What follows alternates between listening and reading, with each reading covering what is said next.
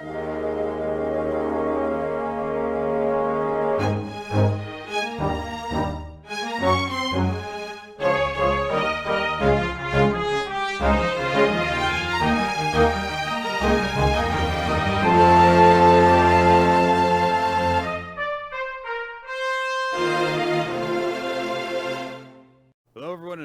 to Weekly Manga Recap. It's December the 6th of 2023, and that means that it is time to talk about manga because it's a Wednesday, and we talk about manga on Wednesdays. No other days. We don't ever have to change those plans. Wednesdays are a great day to plan to do everything. Nothing ever comes up in the middle of the week, ever. Yeah, and what is, on Tuesdays, we wear pink. Oh. Yeah. You've been doing that, right? You can't prove I haven't been. I can't. I'm going to start messaging Nicole, be like, I need to be proving every Tuesday. Nick's wearing pink, right? We agreed upon this. We both separately saw Mean Girls and said, all right, we're going to start doing this now. I have to think if there are any shirts that I have that have flesh colors on them or something like a character present on them that I can just look pink. You don't have a Crazy Diamond t-shirt? No. Oh, I mean, I know that sounds insane. I'm looking at mine right now. I can see it right here. Insane. It's just not me. Yeah. What stand do you think you would wear a t-shirt for? Ooh. That's a hard one. Mm-hmm. Because I don't remember the stands very much, honestly, in terms of their designs, I guess. Yeah. Obviously, like, I know the more famous ones, but, like, at this point, like, I think that I feel like literally, if it's not a protagonist or antagonist one, I don't even remember what they look like. I feel like you'd be into Black Sabbath. I feel like Black Sabbath stand design is one you could get into. That's right. We're both gonna sit here, turn, and look up Black Sabbath stand. That's not bad. I think the hat is something. I don't know why. I feel like the hat's something you can get behind. The cloak, it's mostly black. Yeah, my big hang up is just the weird face. Well, you don't have to do the makeup, Nick. I'm also asking if you'll cosplay this, I guess.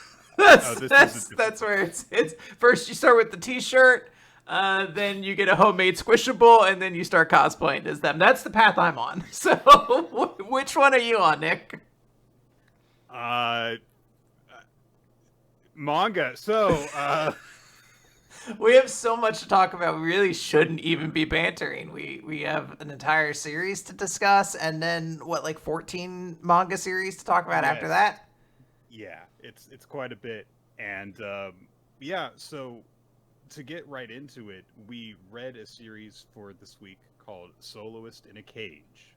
This is a series that's fairly recent, ran until 2021, and it was only running for a couple of years. Actually, I think altogether it might have been running for less than a full calendar year because there's a hiatus that the author took right in the middle of it due to health issues, unfortunately.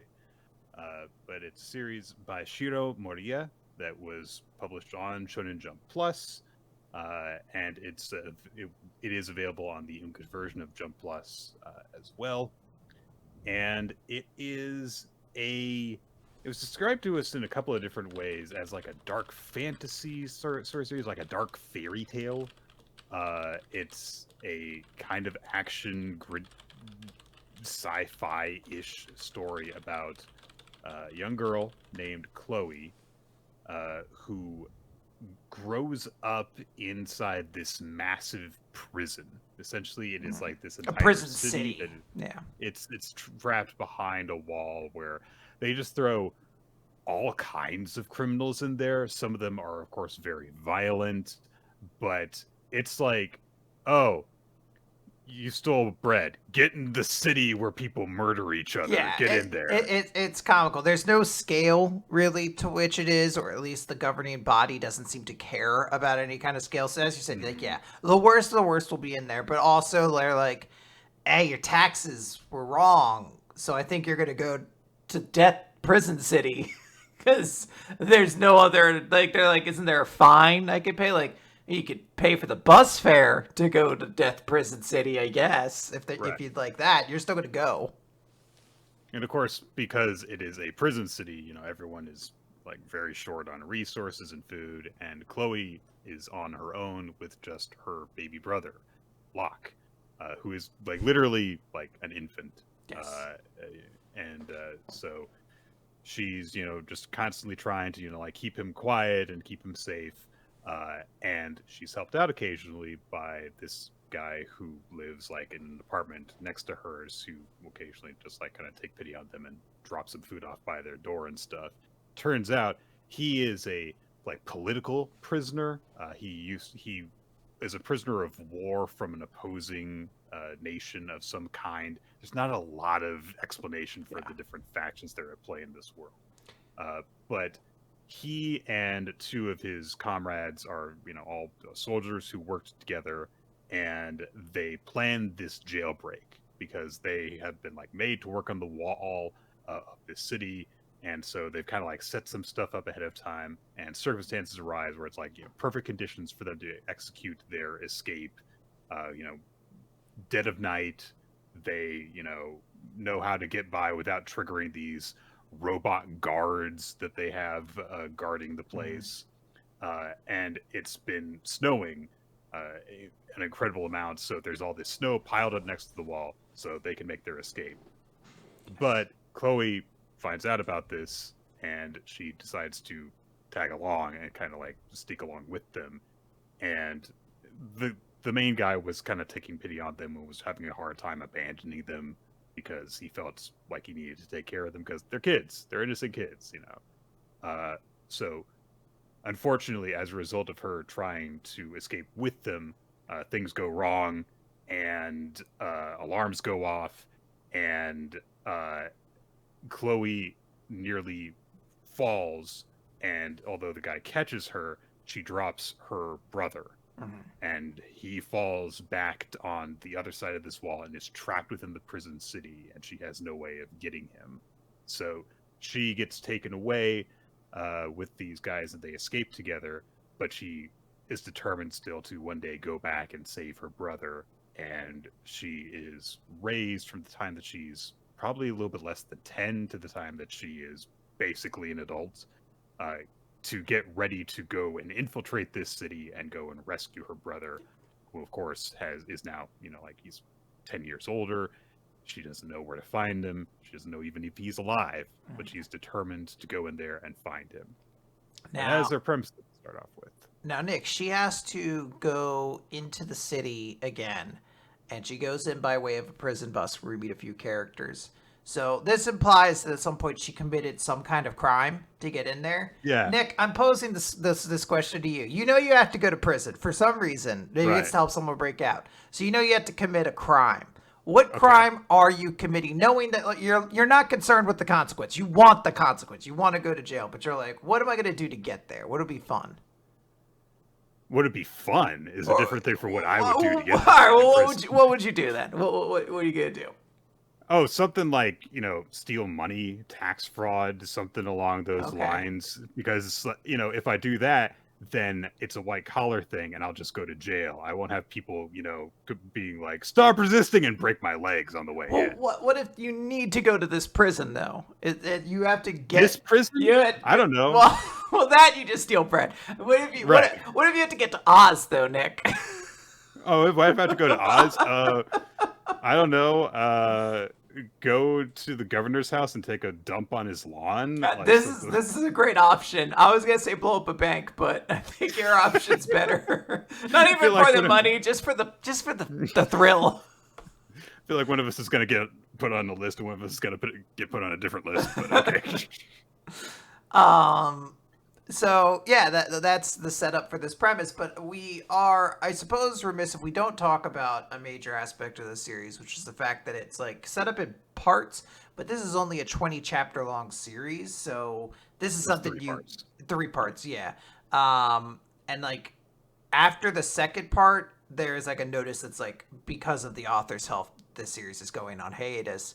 and when it comes back, it kind of very quickly ends from there. Like Right. it's like a series of chapters, but like we very quickly close all the loopholes and bring the series to a conclusion.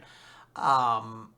I don't know the specifics. I don't know if it's the series was intending to kind of be this short, or if it was like, we have to like cram everything together, because like who Locke is in particular felt very like big of a reveal. I was like, oh, it's Yes. just you? Okay.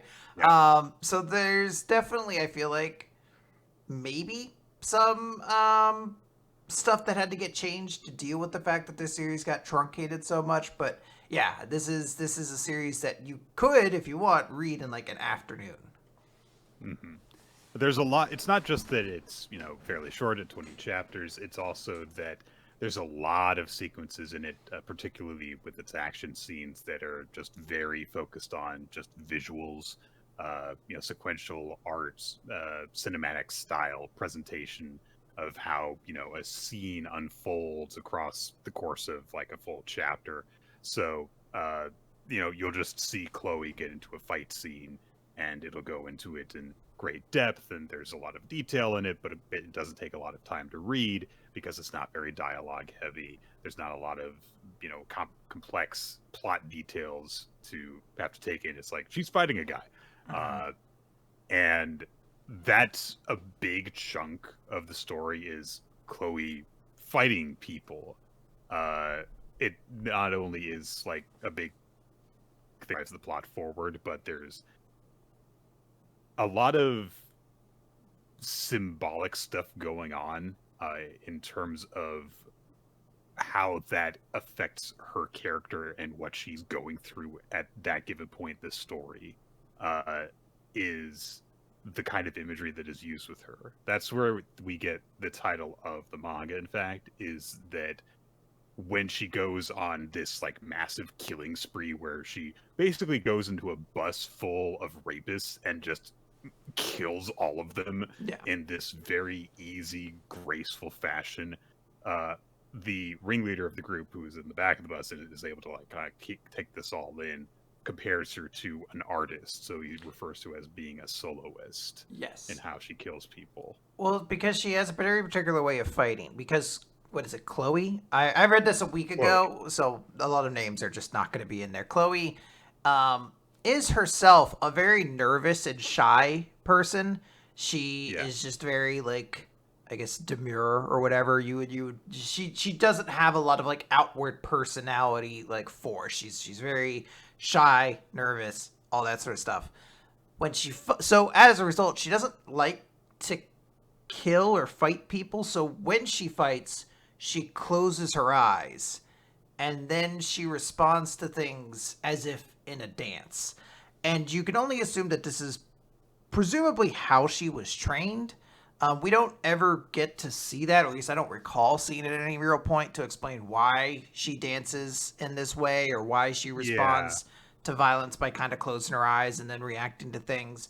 But it does create a very elegant way of killing people while also giving this character a tad bit more of a personality than I feel like the just like cool stoic killer, John Wick kind of character gets. Because when she opens her eyes, she's just like, oh my gosh.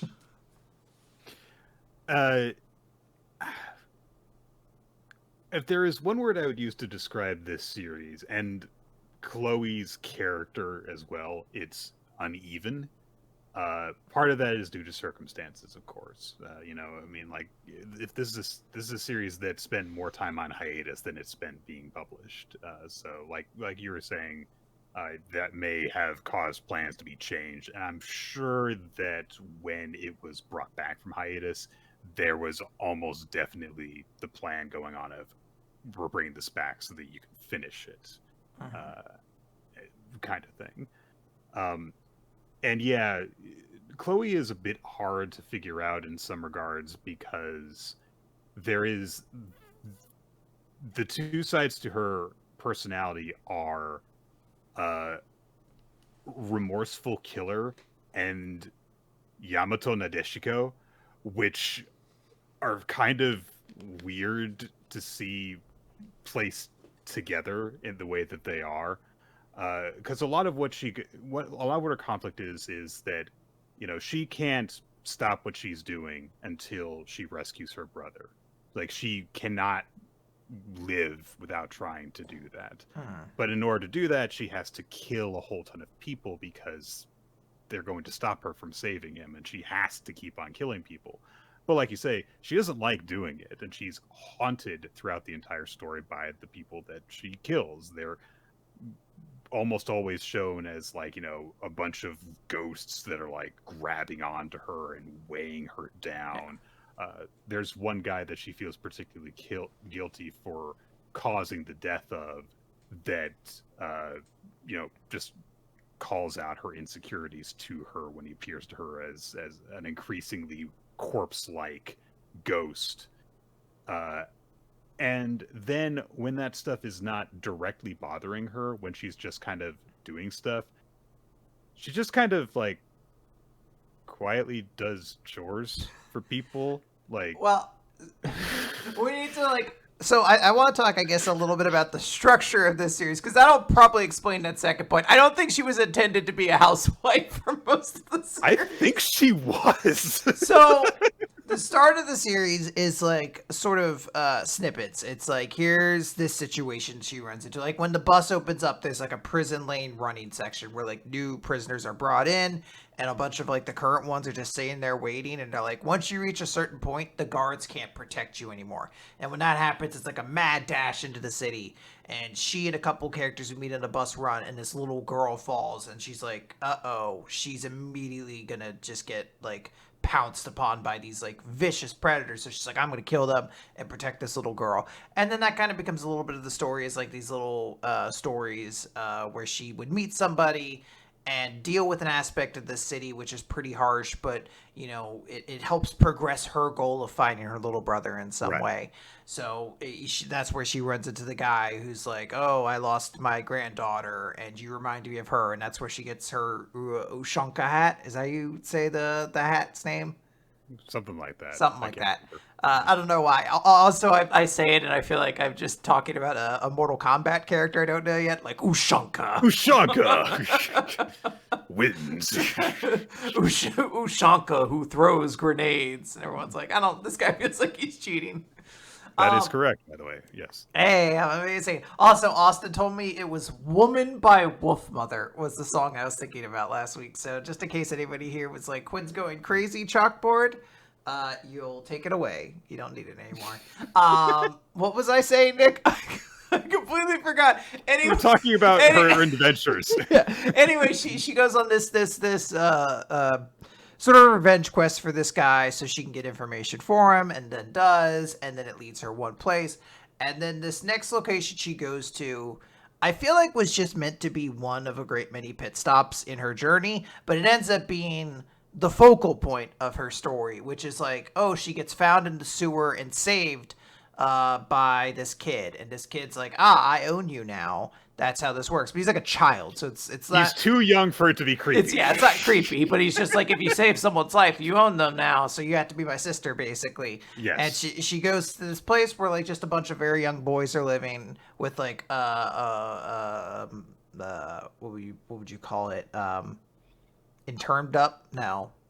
They are like a sick dad is what I mean. Like, he's in bed, a bedridden dad, I guess. Yes. And she takes on the role of kind of being the big sister / mother surrogate figure in the house, and she starts doing the chores. And it's meant to juxtapose her roles in this world, which is like, she's supposed to be a big sister to Locke, who, that's desperately all she really wants in her life. But she's forced to be this homicidal killer, basically, who is left just a trail of blood behind her. And I feel like, again, this was supposed to be a pit stop to juxtapose those two things, but because this suddenly becomes the focal point, it has an awkwardness to it where you're like, I don't hate it. I feel like you have like a distinct dislike of this, but I thought it was just kind of curious that we had to spend so much time here, so this became kind of like an aspect of the closure of her story. Yeah, I think that basically as soon as we come back from hiatus is when we get the justification for her continuing to associate with this group through the entire rest of the story, which is that, as it turns out, one of the group is her brother. Yes. And I felt really bad when it came to that point, because it was such a thing that just kind of happened, because it's like, oh, well, this kid has a birthmark on his stomach that she sees, and her brother had the same birthmark, so she knows it's him. It's like, okay, yeah, it just like, happens all of a sudden. Because the actual crux of what that story was supposed to be is like a story of like mercy and euthanasia, basically, of just like, hey, like the dad doesn't want to be alive anymore, but this child does not know how to let go of like the only thing that he considers precious in this world, and like how she deals with it, and like an accident forming from it. But then, yeah, like, then he, like, trips and falls, and, like, she sees, like, his shirt's lift up a little bit, and she's like, the birthmark, it's you! And you're like, oh, okay, I thought this was gonna be a little bit more of some, you know, whatever. It made sense because he was the right age, so maybe I should have thought of it all along. He's the right age. He was also shown to, you know, he walks with crutches, so, you know, you can kind of filter in like, oh, okay, you know, if he was maybe dropped hurt, tremendous distance, maybe he never recovered from the injuries, and so that's why he walks with a limp. That makes sense. But it does seem like it could have just been a matter of convenience. Like, you come back and it's like, well, here's this character that's the right age and would fit what I'm trying to do here. Maybe it was always the plan. Maybe this was a group that you know, she was supposed to have, you know, occasional encounters with, or maybe this was supposed to be an expansion of the main cast instead of just being just her on her own, occasionally meeting several different groups of people. But the fact that that's just how she learns about it is a bit awkward. Admittedly, the tension for why she does not say, oh, you're my brother whom I've been looking for, is pretty immediately present and is easy to buy, which is, you know, it wasn't her fault, but it also was that, you know, she gave this guy's foster father the opportunity to take his own life, so that because he wanted his family to be able to get away, and he knew that he wasn't well enough to make the escape, so he needed to give them the push to do it. So it was like, look, you know, leave me behind, because they weren't going to do it. So, but she gave him the opportunity to do that accidentally, and he blames her for it. And so, you know, there's that, and then there's also the fact that she's like haunted by all these people that she's murdered. So, you know, these specters are appearing to her saying like, go ahead, tell him about all the people you've killed so that you could come and save him. I'm sure that he'll love you for that. Yeah. There's also a period where she's trying to hide the fact that she has these skills as well. Like, she'll have to, for some reason, kill a bunch of people and then be like, oh, it wasn't me. I've been here all along. And they'd be like, she doesn't want to be seen as a murderer by these people who are considered her family, and that's understandable too. And then things from there get into this plot that they have been getting set up so that they can escape, which is that, let me see if I can understand the circumstances that they are in. Okay. There's a cult. Yes. And there's a guy who runs the cult who refers to himself as God, but he doesn't actually believe he's God. He just looks really young because of a medical condition he has. But also, when things go his way, he does go crazy and call himself a god. So yeah, he was in this for the grift, but he's a psychopath. So when it starts to actually go his way, he starts to buy his own bullshit. He starts to believe kayfabe. So what's important is that he's a crazy creeper who has some sort of infatuation with children, because the entire cult has the infatuation with children. Not in a creepy way, because I know that sentence can be taken in a creepy way. I mean, I don't remember there being a creepy way. We know the way I'm referring to. We don't need to name it. Right. And that's not shown, but they're all crazy creepers, and I'm not willing to give them the benefit of the doubt. Is all I'm saying. Anyway, so uh, he's got this plan to have the father and then eventually Locke, who goes by Leo now, because he was, of course, brought up by someone else, make a airship for him to escape in, to go over the wall in it. And he's telling like all of his followers that they'll come with him. And meanwhile, the children are planning on just, using it to escape on their own. They're going to lie about the schedule for when it'll be ready and escape before they realize it. And then there is this enforcer of his. He's referred to as an inquisitor named Delta, who is like the big, heavy, mean guy who doesn't actually really get along with the leader of the cult. And so he's planning to get away on the ship with his men. And then it turns out that the leader knew about both plans, and so he was planning for them to fight each other over this and then swoop in at the end and kill all of the dangerous people and escape by himself with all the children because he's crazy.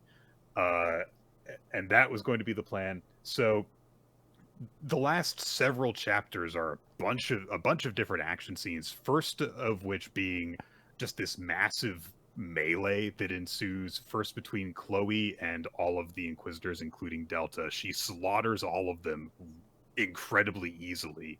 Then it's this really cool one-on-one fight that she has with Delta, where he's like the smartest, most capable fighter that she's come against so far. He's way more massive and more powerful than she is. And like they really take each other down, and she manages to win, but only after he breaks several of her ribs and her shoulder because she takes a big blow so that she can deal the killing blow. And then the leader swoops in and it's like, oh, I'm God, and he has all of his followers swoop in to kill Delta and Chloe, who are still way too strong for them to take on. And so a big fight ensues between all of them, which eventually leads to all the bad guys there dying, and while the children get the airship ready to escape. And Chloe manages to get to like to get boarded onto the ship at the very last second. She has to do the big dramatic leap and grab onto Leo's hand in order to do it. They start to take off, but they're being attacked by the rest of the security system while they're taking off, and she's like dangling out of the plane. So she gives in to all of her despair and guilt that she's felt to get to this point, and she's like, "Look, as long as Locke is okay, then I'm fine with this." So she like lets her hand slip out of his hand, and she falls. And there's been all these different points where Locke has kind of had flashes of remembering her from deep in his childhood, but seeing her fall really secures it for him. He does 100% realize that this is his long lost sister. So he dives out of the airship after her, and then there's this big dramatic rescue because the airship has to turn around, and they set off a bomb that acts as an EMP. They manage to get Locke secured onto a grappling line, and he goes up with Chloe, and she is like mortally wounded at this point. Her foster dad, the soldier that helped her at the beginning of the story, shows up along with his crew to cover their escape from the prison. And it looks for a second like Chloe is going to die from her injuries, like right before they manage to get to safety. We see a bit of the aftermath of like everyone kind of like getting settled into this new community, which treats prisoners like humans.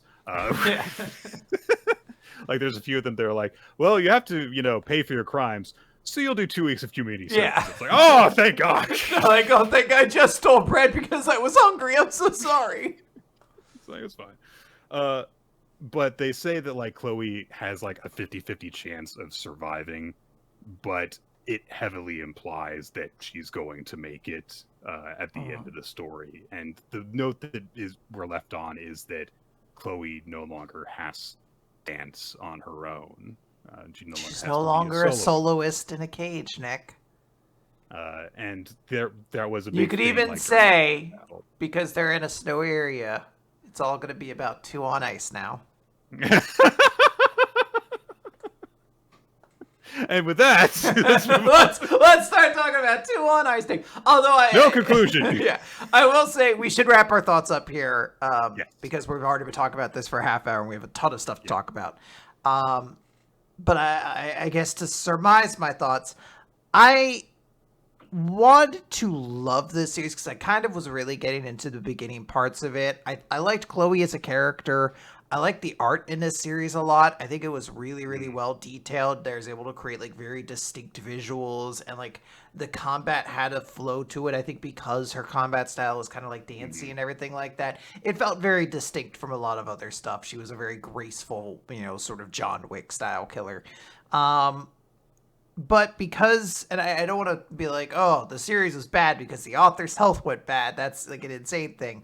I am very, very glad the author was able to finish this series on hopefully a term they're at least comfortable with, and will support all their work going forward, and I hope could find a schedule for it. But that said, I think that, the fact that the series felt kind of truncated in that last third part, even though it's probably chapter-wise the longest stretch of, the chapters get longer after that point, once it makes its return. Yeah. So I don't know if that functioned, but it didn't feel as a short story to me, which is what this ends up becoming. So I feel like there was opportunities for more adventures possible, and just they were like, look, at this pace you're just it's not possible, and that's the right call. But as it is, it ends up being, I think, a pretty good quick read, but maybe there's always going to be a part to be like, what if? But, author's help comes first. Yeah, and I think that is going to be, a thing that you're going to always have in an asterisk for this series. Like, what if it had, gone according, or at least more according to the original plans for what would that have looked like? I, however, think that when it actually did come back, some issues with the pacing of the plot aside, I think that's also the most exciting stretch consistently. It does feel as if Moria came back and was like, okay, this is where, I've got the plan, this is what I'm going to do, and they were able to carry that vision of it that they came back with. Good fight scenes, like I said. It does have a nice, satisfying ending. If this had ended on a downer note where Chloe dies at the end, I would be like, fuck this. All this misery that happens in this with all these weird, awful people in this city doing all this abuse to people, and then she dies at the end. It's like, fuck that. I will also just note, actually finish your thought, sorry. Yeah. I just to say that you can get through a lot if you know that there is a happy ending at the end of it. If this had not had a happy ending, it would have been miserable. Yeah. I feel like. I wanted to add that while the series does address that there are awful, depraved things that happen in the series, you don't have to see those things. It's very much talked about. They're just oh, being a woman in this series or in this city is not a good thing. Hide the fact that you're a girl, wear clothes that hide it. But you don't have to see abuse happen, which I appreciate. It was I get you want to create a tone for this city, but I'm very grateful that I don't have to watch it be awful. Mm-hmm. And like you said, I mean, we were talking about what kinds of creepiness this cult has about it. A lot of it just remains implied by the people that they do and do not keep around them. So it does feel very unsettling and dark without getting self-indulgent in playing up the grotesque aspects of it. You can accomplish a lot by just implying it and leaving it unsaid, because people have imaginations that will take them to dark places. I, like you, did want to really, really like this. I came away on it, I think, a little bit more negative than you are, but there are definitely big parts of it that I did like. And I'm glad that we did read it. There you go. All right, so we had a good recommendation. Thank you. I think that was Bass Forever who suggested that one. Or is it Bass? I've played board games with him for so long now. What's the Mega Man character? He's named after the Mega. It's Bass, right? Or Bass? I'm not going to get involved in this. Shit! I'm only embarrassing myself here. Yeah, I'm sorry, I'm not gonna jump into this with you. Oh, B-Dog. That's actually what we've always been calling him. Oh, B-Dog. Good old B-Dog continuous. All right. So me and B-Dog, good so recommendation. Ongoing Treble gave us this recommendation. My Hero Academia time. It's chapter number 408. The Eyes Tell All. So we are continuing this flashback from All for One's perspective, I guess. Yes. Third person point of view, explaining it though. So after the point that his brother Yoichi, was rescued from him, he hunted around for a couple of months trying to find him, and we see bits of him just wandering through like sewers and tunnels, just disintegrating people in his wake, trying to find him. And we get this explanation, this dramatic moment. He specifically found him because I believe that's his brother. I believe that's his brother in the opening panel being exploded. Yeah, and he also finds the first wielder of One for All as well. And not really implied if he survives this particular encounter with him. But yeah, he finds the first inheritor of One for All. He survives this one because I think you see he talks about it because they talk about afterwards that he has two quirks in him. So he survives there. But they have the realization at the same time. You're right. So this is Kudo, the first person who inherited One for All from Yoichi. And they lock eyes in the middle of this, massacre that All for One is leading. And we get narration that says, from birth, there had been no shine to his own eyes, as if they were clouded by thin membranes.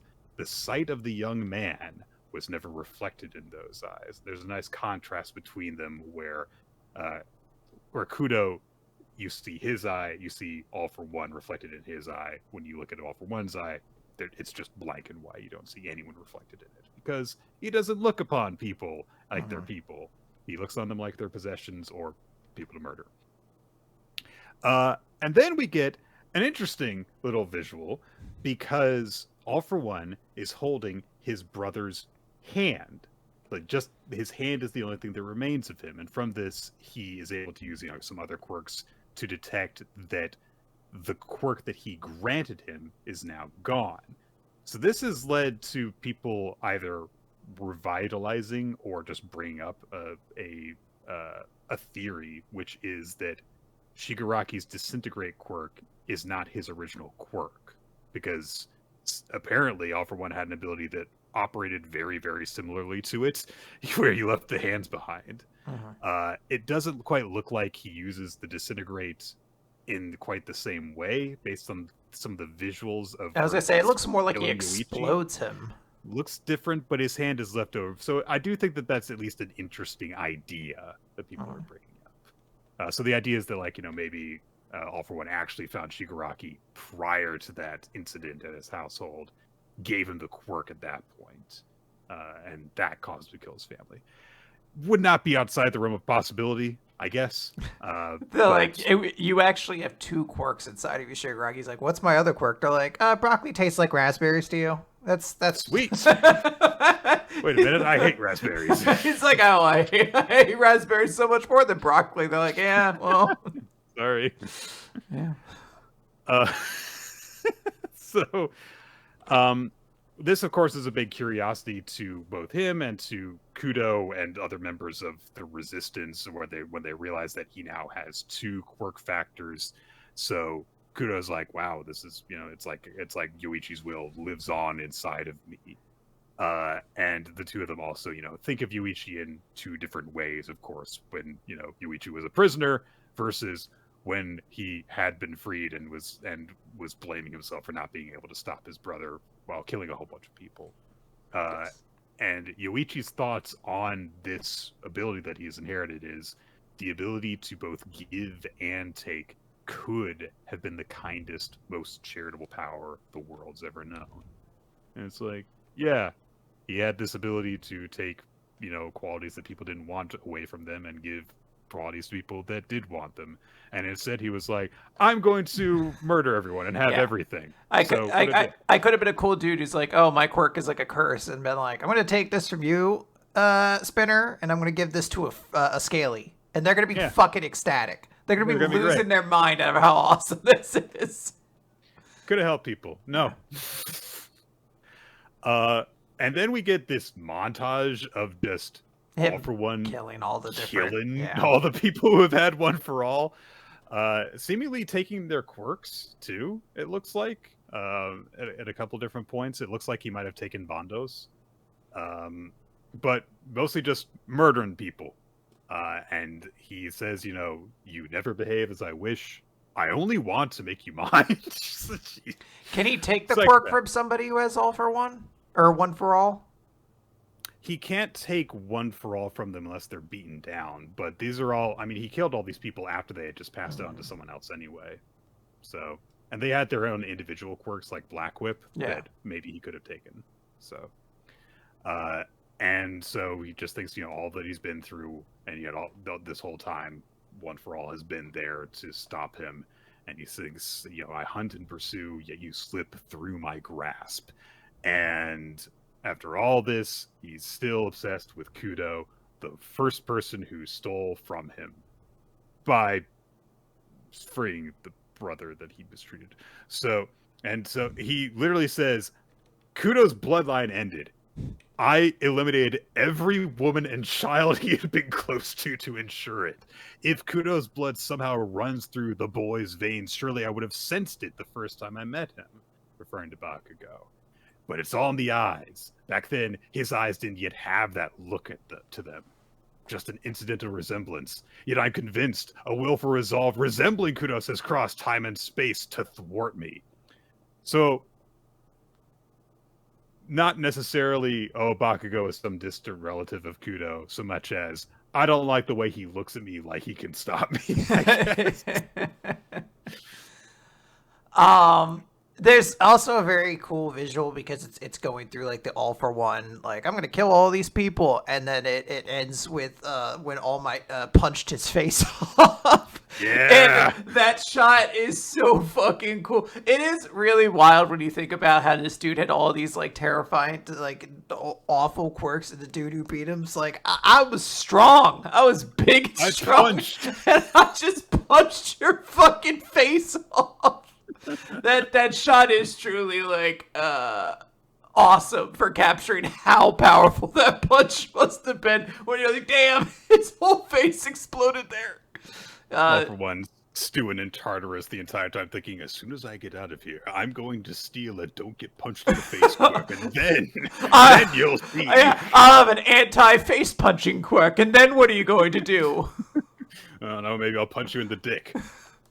I'm going to get a genital barrier punch now. I knew it was a mistake to keep this penis quirk. He's like, which one can I keep? The one that expels all of my blood from my body, or the one that protects my genitals from being exploded off? I better take this blood one. Yeah, so we kind of get just a reiteration of like the conflict that's going on in All for One's head of like how much time and effort he should spend repelling Bakugo's attacks, because he doesn't have a lot of time or strength left at this point, because he has to get to his other self within Shigaraki. And so he's like, all right, fine. I was thinking that I had to save my remaining strength, but no. Killing you, reaching my goal, executing the transfer, all are one and the same. And he unleashes everything. Just all of his quirks at once. Yeah. In a massive explosion behind him. There are like bodies within this and faces that you can see from some of the people whose quirks that he's stolen. One of them looks a lot like Hawks, for example. Yeah. But they just, a mass of flesh explodes out of him. and turns into jet propulsion somehow.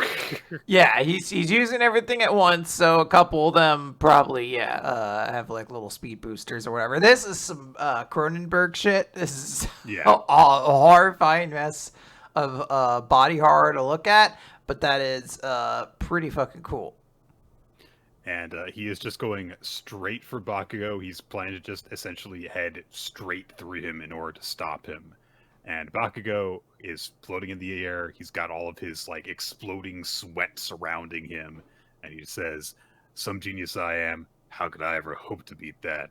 But also, he's got a smirk on his face. So, yeah, I bet Bakugo has to come about. Next chapter, he's gonna be like, fucking, I got some sweat in your eyes. Now your eyes explode or whatever. Take that, bitch.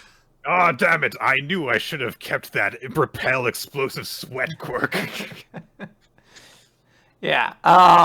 This is a cool chapter. I'm still not like, I haven't been like red pilled to the point of like, I think All for One is a cool character.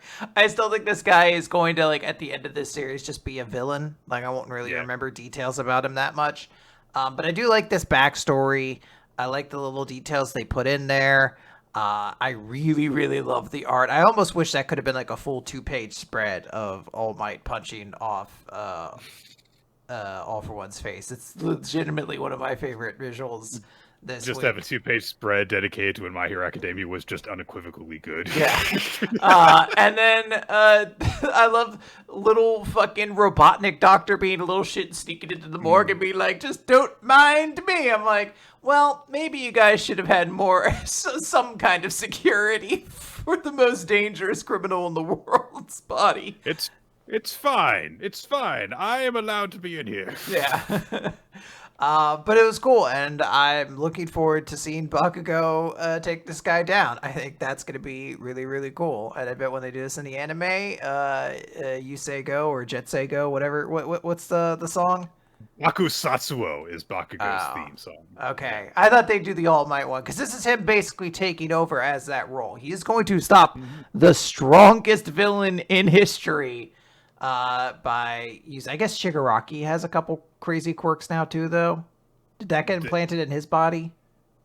Shigaraki's got some crazy quirks as well, yes. But, yeah, I mean, this is like a defining hero moment for him. He's going to save the day here, I presume. It'd be wild if he just gets killed next week. Oh yeah, if Bakugo gets trucked, then it's like, what are we even here for? All right, Shoji, you get in there. He's like, no. I did my thing this arc. All right, you get Tail Guy in here. All right, he has the jack. Bring Sugar Man in here. He's like Sugar Guy, actually, is what I'm going by now. I just decided that in the middle of the biggest fight in our generation, I'm just gonna workshop some different branding choices. Maybe Sugar Dude, kind of like more of a like kind of slang with the kids, like it just Sugar Dude, you know? I guess that kind of makes me sound like a pimp, maybe. Fighting top-tier mass murdering villains alongside his classmates. What do you think about Sugar Bear? Do you think... I think that's taken. Oh! What about Sugarlicious? Like, this is getting further, I think, from your original goal. I feel like you're slowly just coming up with your FetLife account name.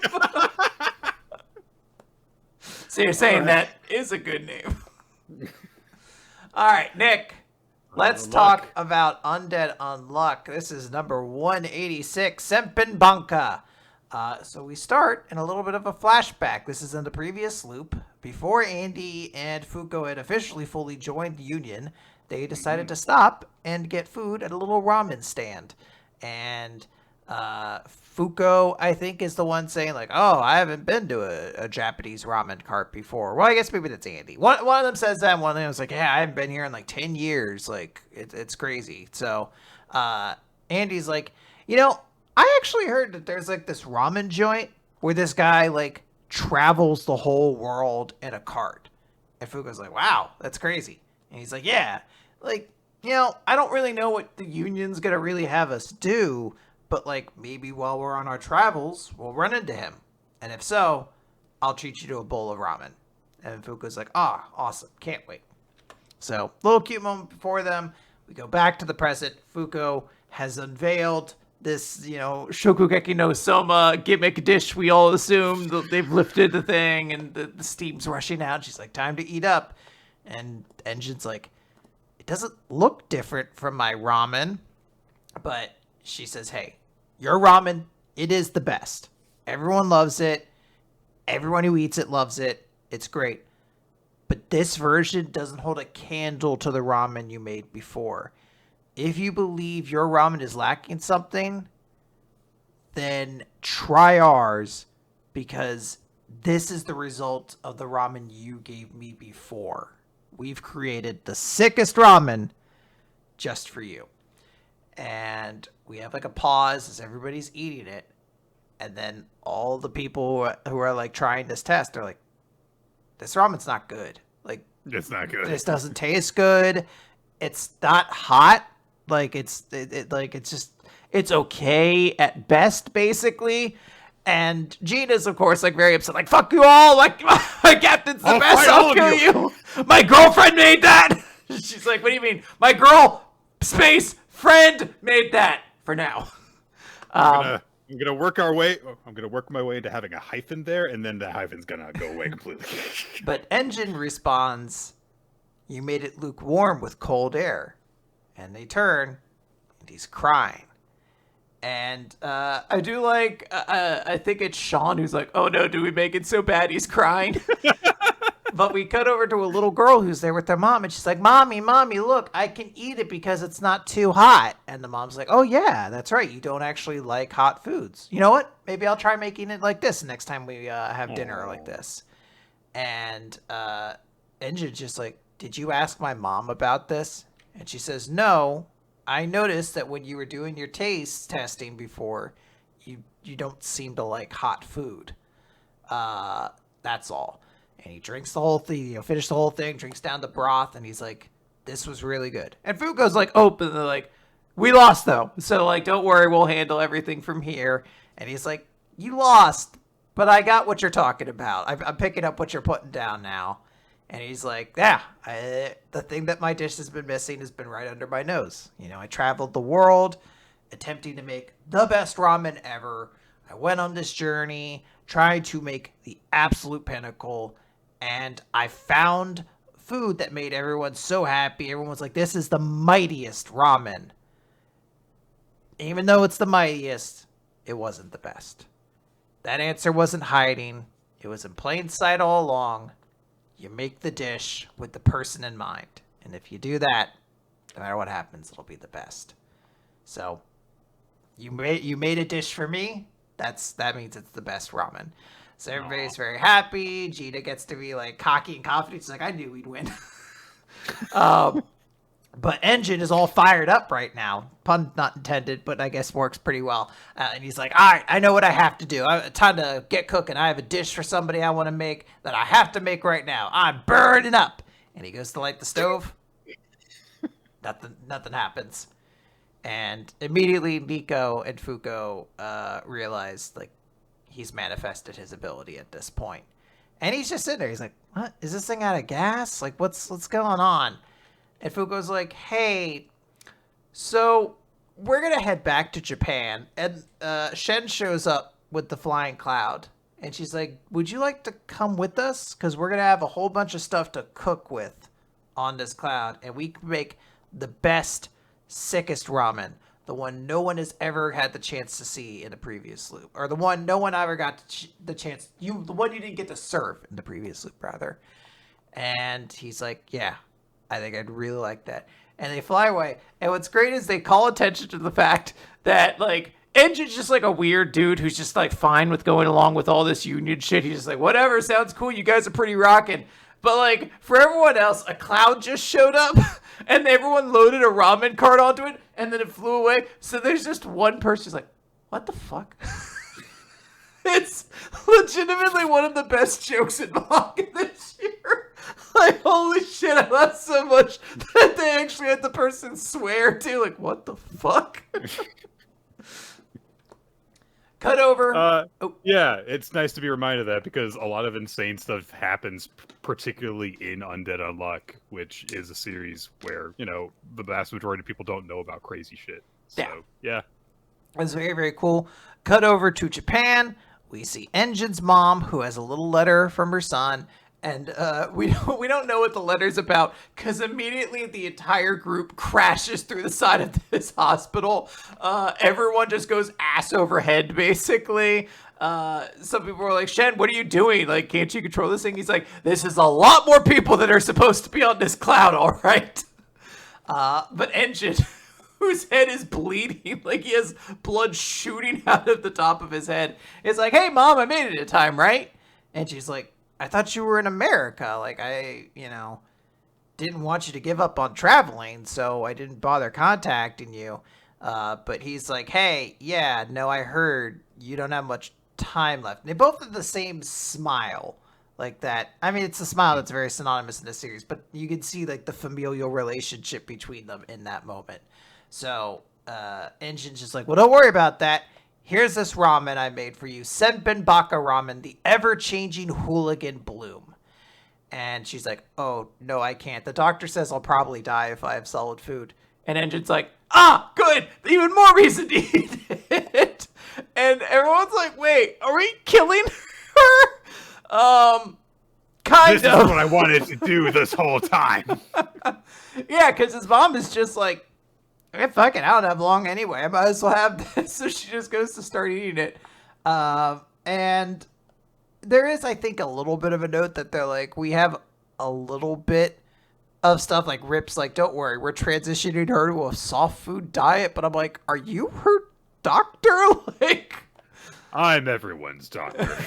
I guess so. And just like, it's good, isn't it? And she's just like, holy shit, this is like really good. Like the ingredients are kind of mild, like nothing's like super strong, but like once you savor it, the texture is like incredible. This is very warm, she says.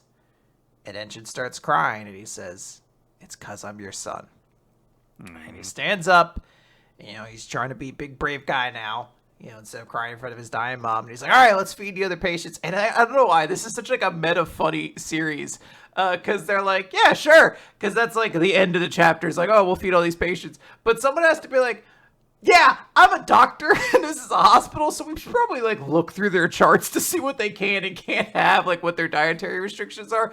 And then he's like, ramen could be very bad for people. And then he like throws out, he's like, and we'll handle any legal nonsense that comes up. Listen, we're already going to have to talk with a number of people after destroying the wall of this hospital. Yeah, we're already kind of in some shit at this point. So might as well. So we see a bunch of the members of Union serving different people at this hospital, and Fuko gets a moment away with Engine, and he's just like, all right, well, thank you, because I don't have any regrets anymore. I don't think I would have made it in time without you, so I'm forever in your debt. And Fuko's like, no, I'm the one that's repaying the debt here. And he's like, nope, it's my turn. I'm indebted to you. So, you guys were talking about unburn or something. Is there something I could do for you? Because, like, I don't know what you need, but if it comes to ramen or fighting, I'm your person. I'll run errands to the end of the galaxy. I'll stand up to God Almighty himself for you guys. And Fuko's like, I need both those things, actually. I specifically need both of those. And he's like, oh, I kind of just threw words out there. I didn't realize. But Fuko, again, in a way that's very amusing to me because she has not, like, slowly built this guy up towards anything. She's like, so my boyfriend's on the sun. And we need you to create a dish that will get to him. So we need you to make your most piping hot dish, a dish that can withstand the sun. And that's where we end the chapter. Yeah. Wild.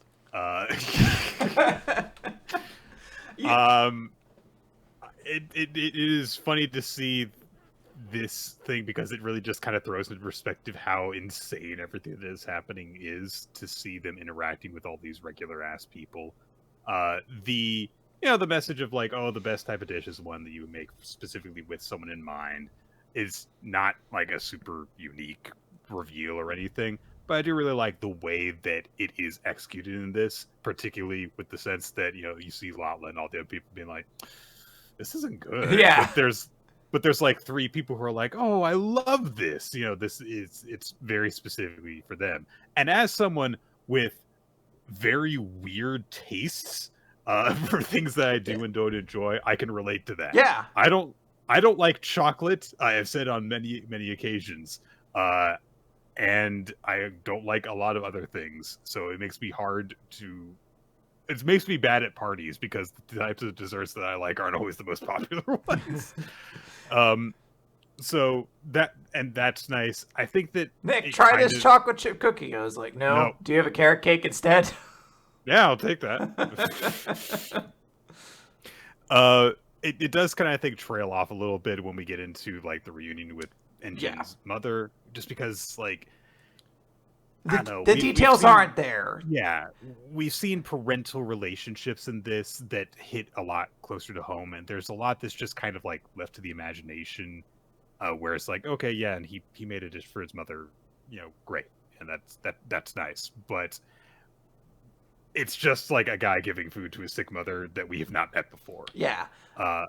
So it's not all there, but I do like that we are instantly brought back to the note of this guy's just up for anything. Yeah. We'll go to the sun, sure, it's fine. Yeah, this is not like if you know, when we get to the end of this series, if we decide to rank our favorite, you know, post new time loop arcs or whatever, this one isn't going to rank at the highest because I think there is that missing ingredient, again, pun not intended, of his mom was just never really brought up. Like, we knew that there was someone he wanted to make a dish for, and it made sense that it's his mom, but there wasn't a lot of like clarifying details about anything. So like when his mom does show up, there isn't that same emotional like grip that you would feel with like other characters where like, oh, like this hits me in a way or anything like that.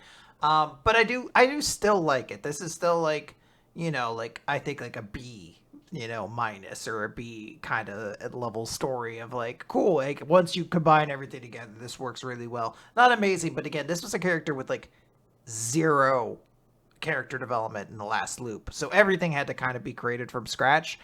And I think it worked. I think like the pieces came together. Yeah. Let's go on then to Blue Box. Blue Box. It's chapter 128 with Yodo. So Taiki has been invited to go and practice with the Yodos and get some instructions in badminton. And he tells Chinatsu about this in their little secret meeting place in the gazebo in the park. And so he says like, yeah, so I'm going to be going there after practice and stuff. He's going to be training with me when he has the time. And so Chinatsu indicates like, yeah, that sounds like good practice. But she does privately think to herself, that means that girl's going to be there too. But to her credit, she does think it's Taiki. It'll be fine. Yeah. So, and it's one of those things where it's like, look, you know, it's okay to have that little jealous thought, but have faith in your partner. That's the most important thing. Yeah. Let them fucking have a life outside of the one with you. That's all. And I like that she says, independent of context, like, yeah, I trust you. You know, yeah, I'll do my best. Because he doesn't know about that.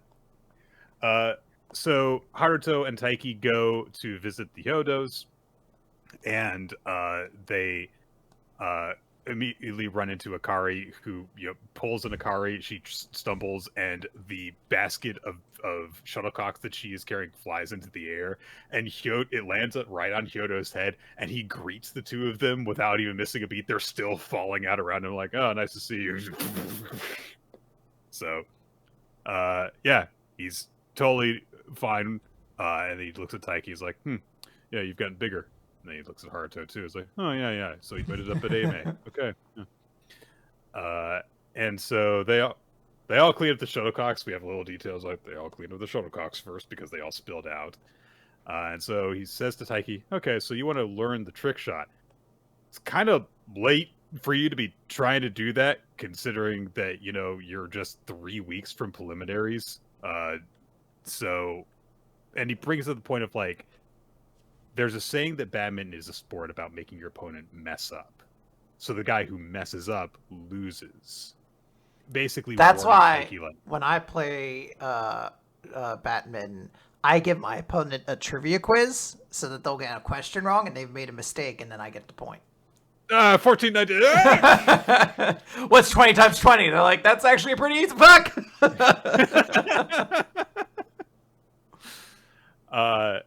So Taiki is quiet for a second, and then he says, like, it just feels like right now I'm lacking in something. So Haru agrees to help out. Not Haru, Hyodo. This is gonna get me so many times. So Hyodo agrees to help out, but he's like, okay, look, well, I can't help you if I don't know what your current condition is. So let's hit a few shots together. And they start playing a game, and immediately Taiki realizes, like, yeah, I know that we practiced together a long time ago, but going up against him again feels like I'm staring down a wall. And I do like how Hyodo is drawn like mouthless, no details in his eyes, like he's a robot. It's wild seeing this guy and being like, this isn't a high school student. I do not believe you guys. This is a high school senior. This man looks like he's 30. 25. Look, if you put little glasses on him, that's the Nami from Jujutsu Kaisen, okay? It's true. Put a little necktie on him. You get a little cow print covering his arm or something like that.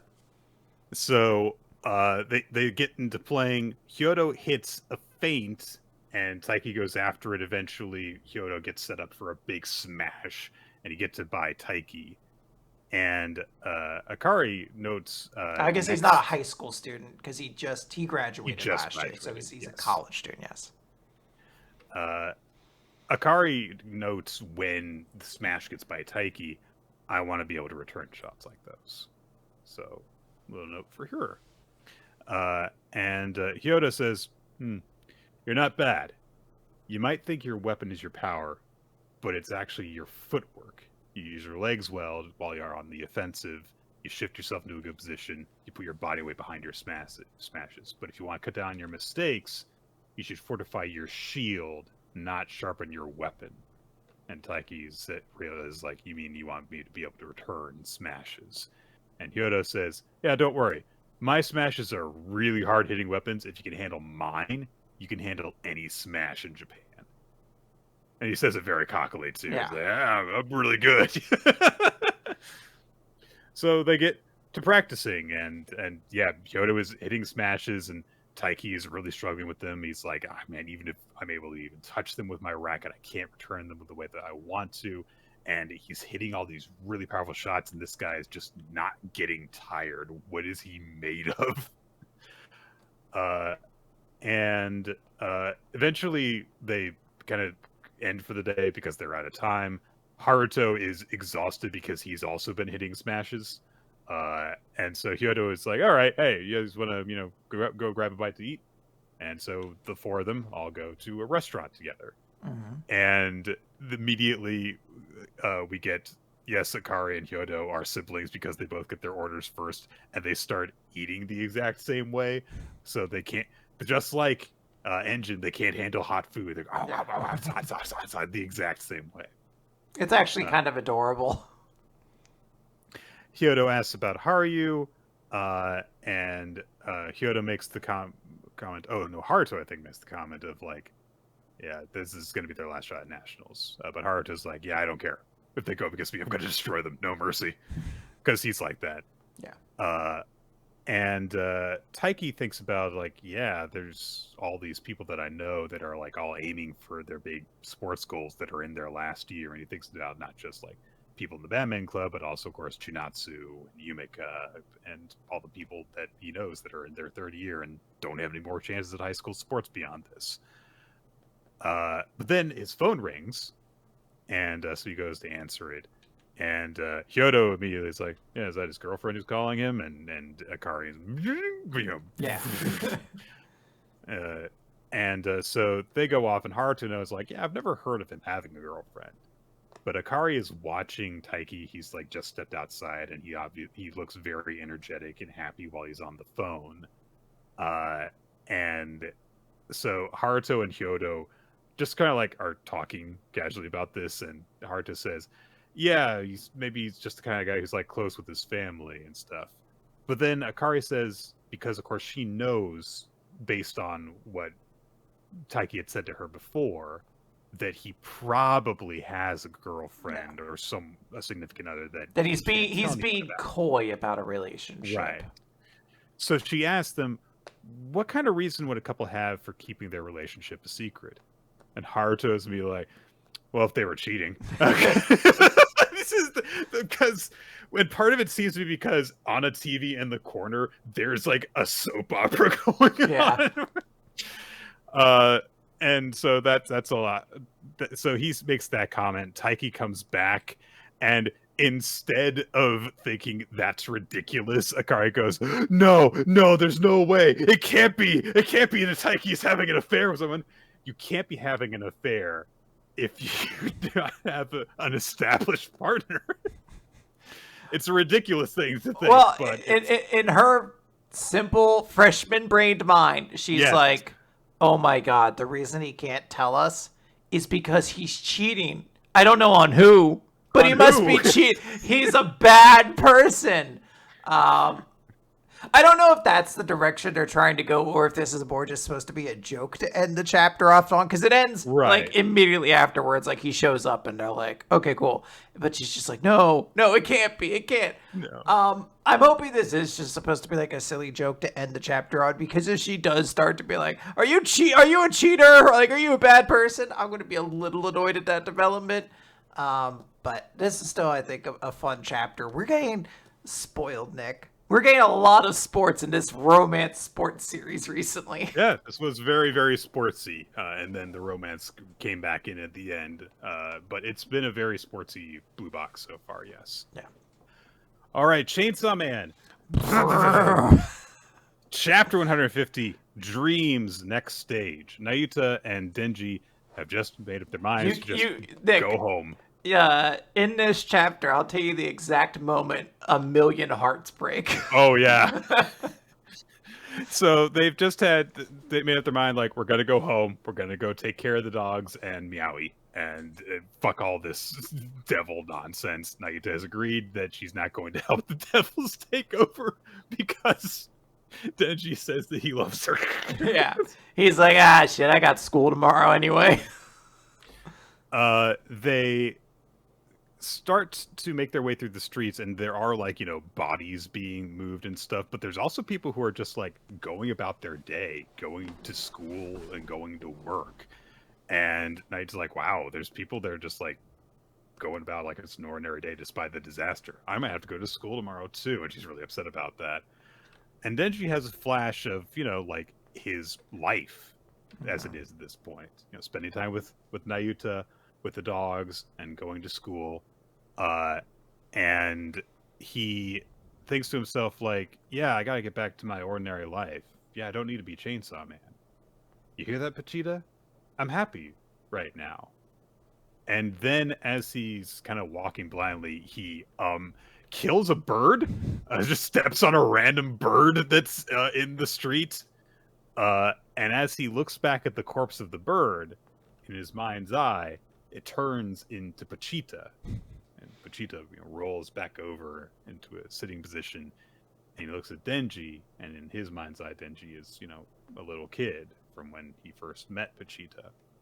And Pachita says, our dream came true. What will you dream of next? Denji's like, next? I love that moment, that specific sentiment of the idea of you've achieved your dream. Now what? Yeah, what do you want to do now? But it's such a happy, optimistic, what will you dream of? It's so cute. Yeah, he's not challenging him or anything, but he's like, what do you want to do? Almost optimistic, I want to know. What are you going to dream next? It's out. I'm just a little dog who is the embodiment of a murdered chainsaw demon. I eat other demons and kill them. But I'm just a little puppy right now. But I'm just a little sweetie who'd like to know what your hopes and dreams are. So he, reminds Denji of desires he's expressed before. Do you want to have a lot of girlfriends? Do you want to have money? And Denji thinks about it, and then he says, I want to be Chainsaw Man. And at that moment, we cut back to the present, and Denji and Nayuta's apartment is on fire. like not just on fire, but this is where everyone's hearts shattered, because in that moment they were like, I know what this motherfucking means. Nayuta realizes that all the pets are in danger because they're trapped in the burning building. Denji starts to rush in, but some motherfucker trips him. And for a second I was like, what kind of asshole trips him? This asshole! I did not care about this man as a villain until this very moment. It's... What's his face? Barham Bridge or something like that? Yeah. Barham, who has gotten away from the police and stuff, and he just has hands on his hips and he says, yep, if you're gonna burn someone, it's gotta be family. What a cock. What an asshole. And he even says in like an unnecessarily mean thing to say about Asa, yeah, I figure killing her wouldn't fire you up that much. You barely know her. Plus, cats and dogs seemed more flammable, you know? So Denji reaches for his chest where the Chainsaw Man ripcord is. But then all of a sudden, Barham is just falls. He's been shot a whole bunch of times. Himiko has shown up with some other devil hunters with guns, and they're like, yeah, he's got a release that's in a molar, so don't let him use his head or his hands. And they're just pouring it on with bullets. And then all of a sudden, they're attacked by the Whip Devil, who survived Quan Chi's assault, and like she immediately kills one of the hunters, just splits his body in half, and at the very least knocks all the others for a loop. You don't know, he might have made a deal with the Separation Devil. It's a good thing I kept my survive being whipped in half quirk. It was either that or protect my groin in case it gets punched really hard, so I had to pick. This is a very whiplashy chapter. Whoa, because the Whip Devil shows up. Whoa, dude. Fujimoto is the greatest. It started off like it was going to be this like quiet moment of introspection. Denji's going to think about like, hey, what do I actually really want out of life, and maybe have to take a step. And then this asshole, he's killing your dogs because he's an asshole. Fuck you. It's very brutal because like a lot of us, I think, are soft, and we don't like to hear, like, experience the tragedy of, like, oh, I've lost a pet in maybe the most horrifying way. Also, I had 9 of them, so this is very hard for me to process. And my little sister is here with me, too. So, also, everything bad that could possibly be happening is happening right now. It's very, very difficult. I totally understand some people were not a fan of this chapter because of that. I know some people who are like, I'm not reading JoJo here. Like 7 dogs get killed in it. And I'm like, not in part 4. There's 1 dog, and that dog is just old. We don't see it die ever.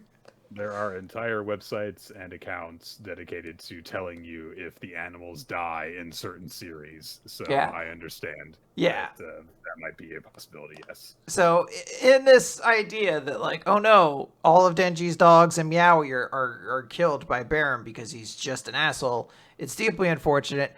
I think Barham being such a fucking dickhead is a useful factor to this. Like, he is so unrepentantly just a fuckboy of a villain. I don't know how else to describe it. You're just like, this motherfucker. You're not even like the antagonist I'm like looking forward to right now. You're not even actually the antagonist of this arc. Yeah. You just think you are. Bad dude, but I think it comes together okay. This is a pretty heartbreaking chapter, but also has some very sweet introspective moments with Denji that I did enjoy. Yeah, and I will say this. Up until this moment, I didn't care about Barham as a villain, so well done. Yeah. Apparently I'm wrong. Apparently a dog did die in part 4, but I just remember the dog, Koichi's dog. That dog lived, okay? Look, 50-50. 500 is a pretty good average for dogs not dying in your series, so take that one to the bank. Nick, would you like to talk about Eden Zero? No. You don't get a choice. Let's talk about Ian Zero, chapter 267. Mother and child. Oh, if only we could stop, Nick. It's a Christmas chapter, but something mother and child. Wolf mother. We're doing that song again. So Ziggy just showed up, and Shiki's like, "What, Grandpa? How are you here?"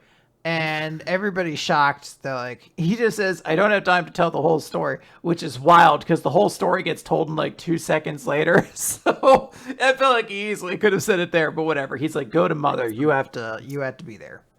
It's the most throw a dart at a board full of cliche reveals and you'll get it immediately. Like, it doesn't matter what it is.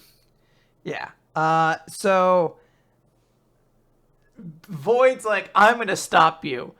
And he activates a thing that I guess exists in this universe called a protection matrix. Everyone's like, "This thing's so big," and it's immediately shattered. This thing that was introduced 15 seconds ago. Like, oh wow, he made like a giant barrier. Oh, it's broken. Ziggy's so strong. Remember when they were doing all of their ether gear training, where they established that the size of a protection matrix is how strong someone is? Remember that detail? Remember that? What's that? Remember that? No. Oh, okay. I legitimately was like, no. The only thing I remember from their stupid ether gear training was they were like, being bound is the only way to defeat a little freak. I mean, an ether gear user. Ziggy shatters it. He starts fighting with Void, and he's like, "Shiki, go on, hurry." And he's crying as he's doing his overdrive ends. He's like, "I can't believe you're alive." And Ziggy's like, "Oh my god." Okay, so you remember what the Grand Bull told you? Like, fucking, this place isn't like deprived of ether in this universe. That means all of us robots were fine. None of them died there or whatever.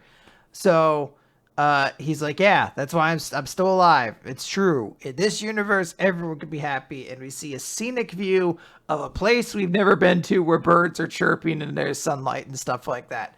Also, there's no androids anywhere, which is hilarious because they just talked about it. That's the thing. I was like, this could be a great example for why Void is the way he is. Not only are there no androids, he's also like, yeah, and you know what's going to happen? These motherfuckers are going to show up and they're going to like strip mine this fucking area for resources and put a strip mall down here. Like, I don't know what to tell you. They're bad.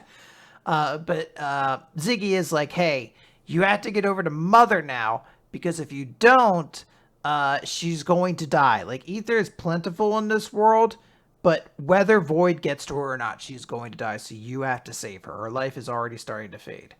And he even throws out there, he's like, "Look, there's 3 options. She dies on her own, Void kills her, or you save her." So Shiki's like, "Okay, I'm going to do it. And you be careful too, Grandpa." And he's like, "Who do you think I am? I am the Mechanical King." And he activates his overdrive, which is very dumb looking. He gets like a chest mouth, which is a design, but also his horns become like lemur ears or something. Like, it's some Ratchet and Clank shit now. This is like a level 8 synchro monster from Yu-Gi-Oh that everyone agrees the conditions on it are too restrictive for the effect benefit you get from it.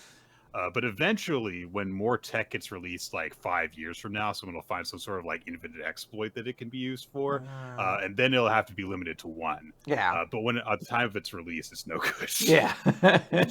But if you predict its price increase, you can make a couple bucks on the turnaround from them. Sure. So Shiki and Rebecca go off towards Mother. Void tries to go after them, and Ziggy's like, "No, you're fighting me now, Void.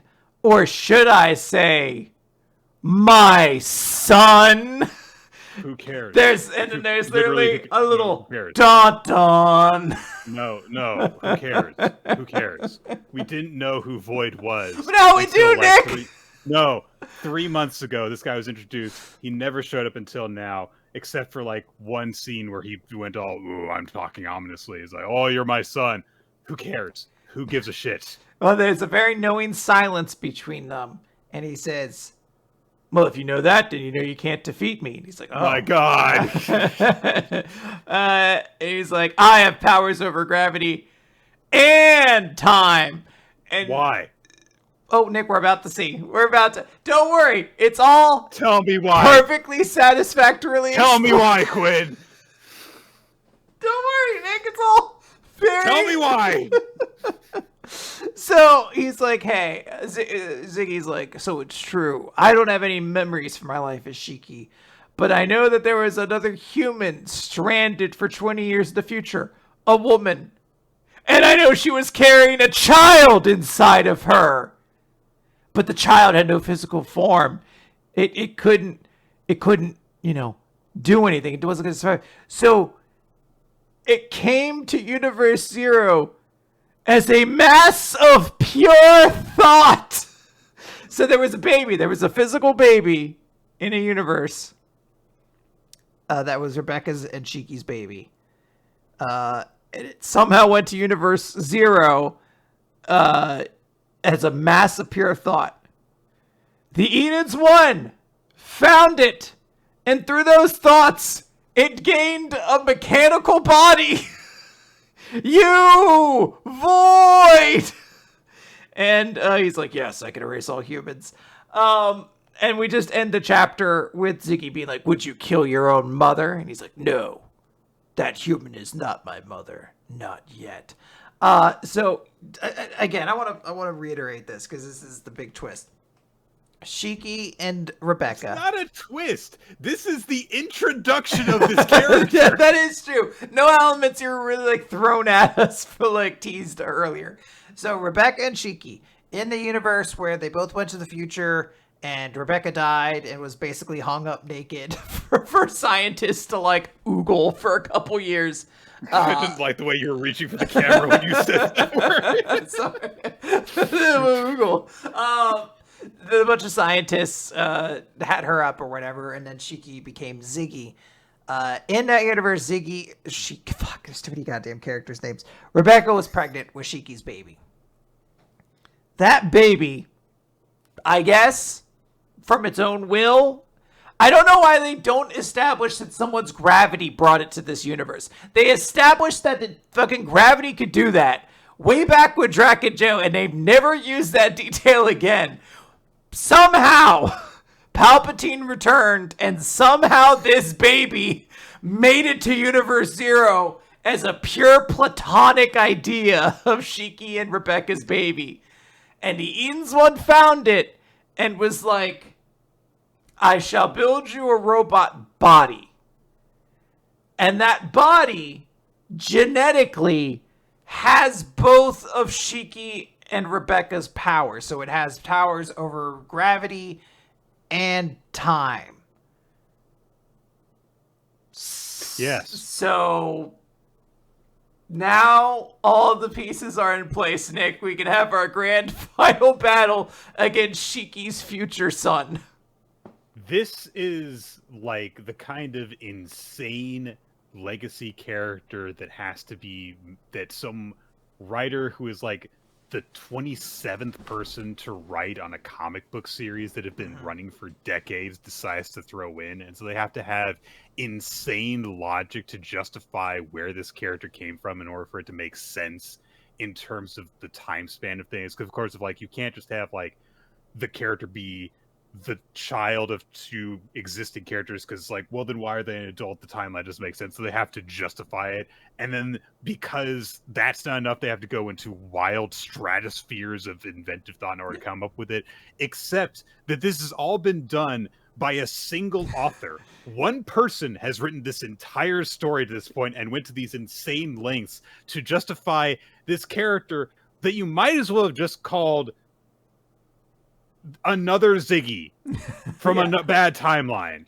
This is ridiculous, and it's stupid, and this character looks stupid, and it might as well just be Ziggy, the character that we've had be the villain of the entire story up to this point. But now this Ziggy's a good guy, because reasons. You could have had Ziggy, who is evil, be split off from Ziggy, who is good. We knew that those two sides were in conflict. You could have had one of them jettison the other, and that would be it.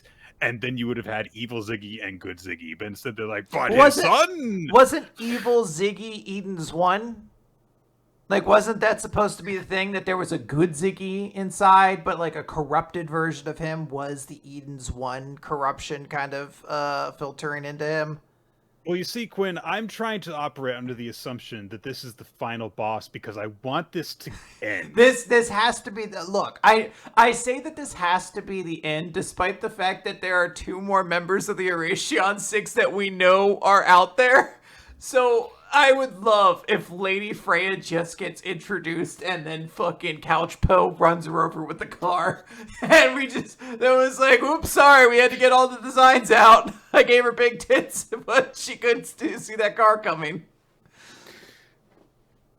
So outrageous. Yeah, I mean, yeah, I don't know why they don't just use a bad Ziki here. There's a ton of like things you could do here. This entire series is about multiverse hopping. This could be an evil Ziggy from another timeline who's like, I don't think you guys should get a happy ending. I didn't get one in my universe. All those people died, so I'm going to come to this one. I'm going to fuck up your chances. Sure. This could be Void. This could be Shiki and Rebecca's son. Again, from another universe where things went bad. He's like, no, fuck you. I'm going to take away this chance. Whatever logic. You could justify it. I don't know why Hero went with like the straight up comic book writing. Like you nailed the hit the hammer on the head or whatever, the nail on the head. Because this is straight up like, oh, Captain America actually wasn't sniped. He was shot with a time bullet that dislodged, or a magic bullet that dislodged his brain in time into another dimension. You're just like, fucking what? What do you mean that this baby went to another universe by pure thought and it carried its magic abilities with it? What does that mean? How did the Eden's one find it? Like what is this? I don't know what any of this means. This is all nonsense. Also, I think this might be the first time that we've been told that ether gear is genetic. Yeah, I mean, I guess we don't know that many people's explicit parents, kind of the thing. But right. So, anyway, yeah, this sucked. This is dumb, but we have so many series to talk about, so no more time spent on it. Let's talk about Cipher Academy, I think. Yeah, I'm going to stop thinking about this because it makes me angry, and I'll stop thinking about it until next week when I can be angry again. All right, Cipher Academy, Chapter 51. It's best to decode and run away from troublesome things. So Ensa and Iroha, after getting the jump ahead, thanks to Oboro's sacrifice in the previous chapter, are on floor 175, the question mark floor. They're in a traditional Japanese style house hallway. So they're wandering between screens and stuff. And as Ensa pokes her head into a hall, suddenly a bunch of shuriken and kunai come flying around from everywhere. A bunch of booby traps go all off at once. And they've got no time to react. Iroha kind of grabs her to try and shield her with his body, and they both flinch up and close their eyes, and then slowly open them when they realize they're not dead, as a bunch of tatami mats have been formed into a barrier around them by Namasu, the ninja girl who we haven't really gotten to know prior to this point. And we are introduced as well to her gimmick, which is to speak in very, very, very, very abbreviated thoughts, like a couple syllables at a time, instead of speaking full sentences. She is also a member of the Nohime group, and is the person that she basically sent on behalf of, to have representation for her as part of this group. And so, Nohime kind of gives her a little bit of an introduction, and concludes it by referring to her as a ninja, but instead of calling her a ninja, Namasu speaks over it to call herself Niji, because she's a ninja. Yeah. It's a little bit weird. At first I thought it might be a thing where they were deliberately covering up the word ninja for censorship reasons, but they say ninja in the previous page, so that's not it. Whatever. There's a whole bunch of booby traps throughout this floor, and Namasu is kind of knows what's going on and how to detect them and stuff. She also says that Omamuro went on ahead of them, but she eventually leads them to a puzzle in the room, which has tatami mats that are kind of arranged in order to make a slide puzzle, where there's one piece of the slide puzzle, which is the princess that they need to have escape the castle, is the premise of it. So they need to move stuff around in order to do it. And so they start, moving stuff around. Namasu thinks back, or Ensa rather thinks back to a conversation she had with Nohime as she's kind of observing Namasu and why she was recommended to go along with it. And then they get to a point where they have the princess mat in front of the exit of the doorway, but it's too wide to fit through the door. So they're like, what do we do? How do we get it through here? But then Ensa looks up and realizes that the floor is descending on them. There's a suspended ceiling that's going to crush them. So Iroha and Ensa, dart out through the door, but Namasu stays behind. She's still working on the tatami mats. And Iroha's like, "What are you doing? If you get crushed in here, you get crushed for real." But Namasu pulls her mask down and just says, "Dream." And Iroha is immediately stopped by this, and he and Ensa both rush back inside. And Iroha translates this as, "Let me stay here until the very last second for my dream." Yeah. Because everyone has dreams because it's shonen. And and they apologize for, not for basically doubting her that they could do this. But Ensa kind of gives them a little smile behind the mask, which is very nice that you can actually tell that it's happening. So Iroha's thinking about what he's got to do about this moment. And eventually he realized, okay, Omamura and Kubinashi had to make their way through this floor. What do they do? And he thinks for a second, maybe I should just grab these two and get out of here in order to save us, even if it makes them hate me. But then he comes to a realization, and he goes, "Limo!" And immediately Namasu reacts to this, and she starts flipping tatami mats. And Ensa quickly catches on to what needs to happen, and she uses her rapid fire physical movement ability to send all of the mats that are being flipped up all flying together out through the exit, and that they dart out just before the ceiling caves in on them.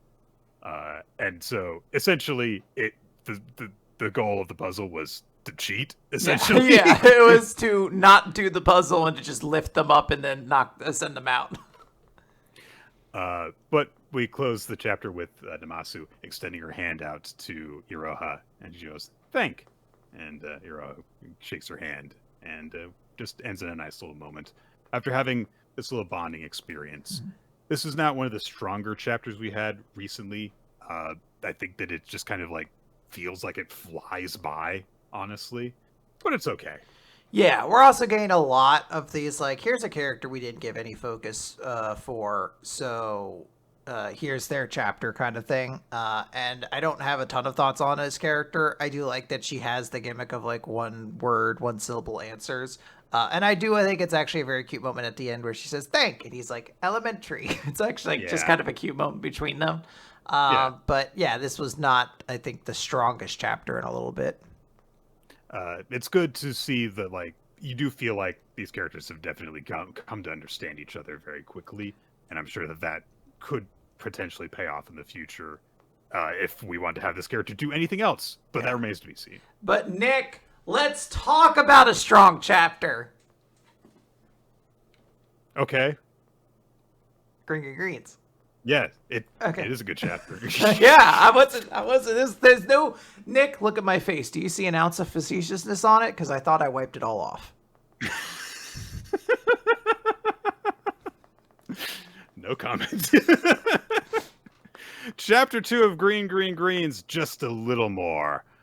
Last time, our hero, Haku, that's his name, has discovered golf, and he kind of realizes oh yeah, I kind of went away and just disappeared in order to play golf. Well, not play golf, but go to a driving range. And when he's asked where'd you go, and he's like, I just felt like doing something new, so I went to the golf range and smacked a few balls there. And they're like, wow, never would have guessed that. That sounds kind of fun. I want to go too. And so his crew of friends are like, yeah, okay, let's go to the driving range together after school. And he heads there with them, and he's thinking to himself, I kind of never figured that I would have actually even come back here at all. They meet with a instructor at the golf course who is this very, very friendly looking woman. And she's like, wow, it's really nice to see young people playing the game, basically. So she sets them all up with an area to drive, and Haku was thinking to himself, like, okay, I spent all day yesterday hitting golf balls, so guess I'll hit some more. But he tries swinging and immediately farts out a really bad one. And everyone kind of is like, nice shot. And, I hit it. I usually hit it. Yeah. And he gets frustrated, like, I've spent all that time playing yesterday. I should be better at this. But his baseball player friend, who's very athletic, steps up. And Haku's like, okay, I warn you, it's pretty hard. And he swings the golf club and perfect. It arcs out very beautifully. And he's like, how did you do that? He's like, I mean, I've been swinging a baseball bat for 14 years. There's some parallels there. Yeah. So Haku is a little bit disappointed because he's like, I spent all that time practicing. I figured I would be the best at it, Everyone, is playing, and they've got like separate areas now this time. But his friends start to go, and Haku decides to stay behind because he's like, yeah, I just want to play a little bit longer. And his friend says, like, it's kind of like, we're back in junior high when the two of us would go to the batting cages. You were always the one who got more into it than I did. I'm happy that you found something that you like. And Haku's like, I wouldn't say I like it. Really?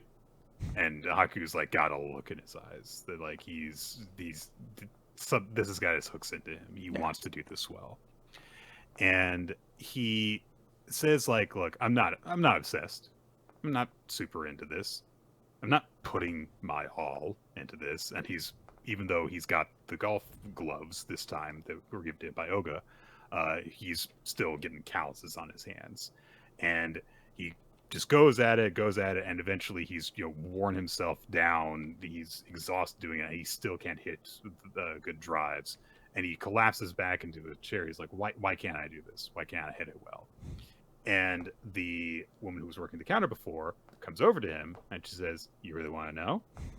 I can teach you. Ooh, I other series I've seen start this way, Nick. Yes. So, and you know what they usually end with?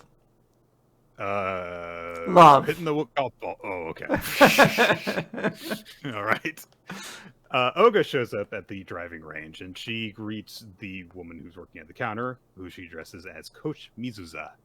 And she's like, you can just call me Mi-chan. It's like, no, I will not do that. Absolutely not.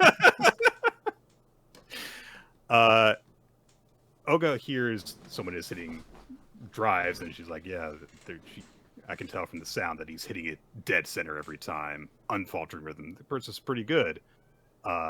And she even mistakes this for being a competitive golfer because of that. But it's Haku. And Haku is, he's still going at it, and he's repeating the advice that was given to him by Mizuza, which is like, look, you're not planting your feet, and you're wobbling. You don't have a good foundation, so try imagining there's a wall on the left side of your body. Your body can't go past that wall. So he imagines like, okay, plant my feet. There's a wall here. Don't go past the wall. But as he's doing it, he's thinking to himself, working hard's not my thing. Why even try? And he swings the golf club, and he swings it through this imaginary wall that he has set up to train himself not to go past. And the wall breaks as he goes past this. This beautiful double meaning. This is an incredible visual. I've always said I love watching people like there's a line in Haikyuu where it's like a wall is just something else to overcome or something like that. It's like one of those quotes that like really has always stuck with me. And like that kind of visual right there captures that same feeling as he breaks through. It's really, really good. This is an amazing moment. This is why I love sports manga. Yeah, I love that, the reason the wall is there is like practical. He's imagining it, but then he imagines breaking through it because visual storytelling. And so he's gotten way better at driving after practicing on this advice and working on it now. Oga comes up to him because she's here to practice and work as well, and they greet each other. And Haku is like, it's embarrassing. I don't really know why it's embarrassing, but it is, because she saw me like getting really into it and getting really serious. He gets really self-conscious. So he's like, all right, fine, I'm just gonna hit the rest of the balls that I got, and then I'm gonna go home. And immediately he starts collapsing. He's sloppy, he's losing it, and he's like, the magic's gone. I lost it. And now he's also all worked up, he's all gross and sweaty, so he's like, I gotta go to school after this, I better shower and then head home. So he very casually like says goodbye to her and goes off, meets up with Mizusa at the front desk, and she gives him his total, which is about $20. And he's like, oh my god, I've spent way too much time here, way too many balls. And he's like, look, I can't keep up this hobby. I'm gonna go broke immediately. That's it.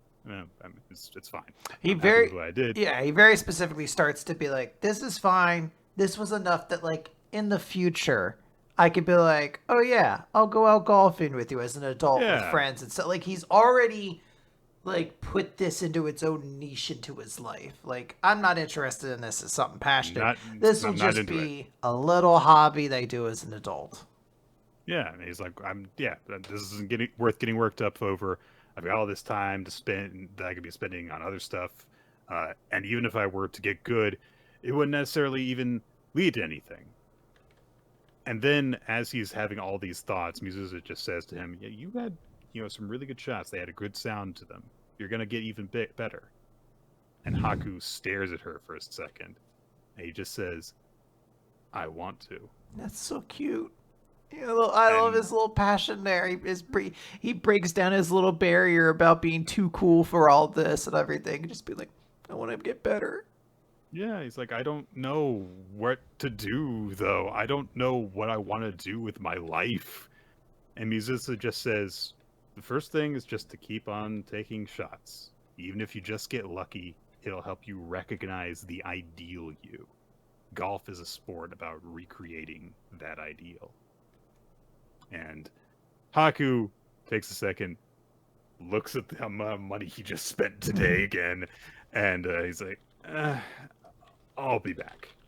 He starts to head off, and Mizusa says, we've got a part-time opening over the summer. You can get to use the driving range for free. And immediately he spins around. I'll do it! And he says to himself as we end the chapter, for the first time, I can really feel summer coming. He's looking forward to it. He's got something to look forward to. Yeah. This is great. This is a great chapter. I love it. We are slowly building up what this character's entire personality and drive is, where it's like, oh no, I'm not actually that interested. I'm not obsessive. Like, his one friend brings it up and he's like, oh no, in fact, I'm actually done for the day. Let's just go home. And then like shows up back there the next morning or whatever. And he's like so passionate. He's like, I gotta do it again. It's just very charming to see this guy who's built up something in his brain, who is through whatever trauma or whatever nonsense is like in his head, is like decided he has to compartmentalize passion and like keep it from showing up, is just finding it like flowing to the forefront. It's very, very cool, and like captures what I love about sports series. There's just like an intensity to it that's awesome and amazing. It's a thing that a lot of people have to deal with, which is insulating yourself from becoming invested in something so that you protect yourself from a feeling of failure when you come up short, despite all the effort that you put into it.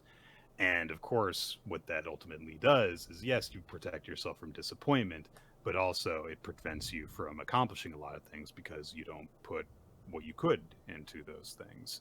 And it's really good to have something like this honed in on that aspect of it, where it's not just like, oh, go and follow your dreams and stuff. It's like having a very grounded version of that, of like acknowledging that, yeah, that is a problem, but look at what you could do if you did do it. So it's nice. Good stuff, Nick. Let's keep these good feelings a rolling. Chapter 12, preparations. So there is a plan to get this Shogo guy. Then there's a man. There's a plan. Panama. Yeah. The the cops go in order to enact on their plan. Shiba's like, "How you feeling, Chihiro?" And Chihiro's like, "It hurts. I can still move. Gotta kill Sojo."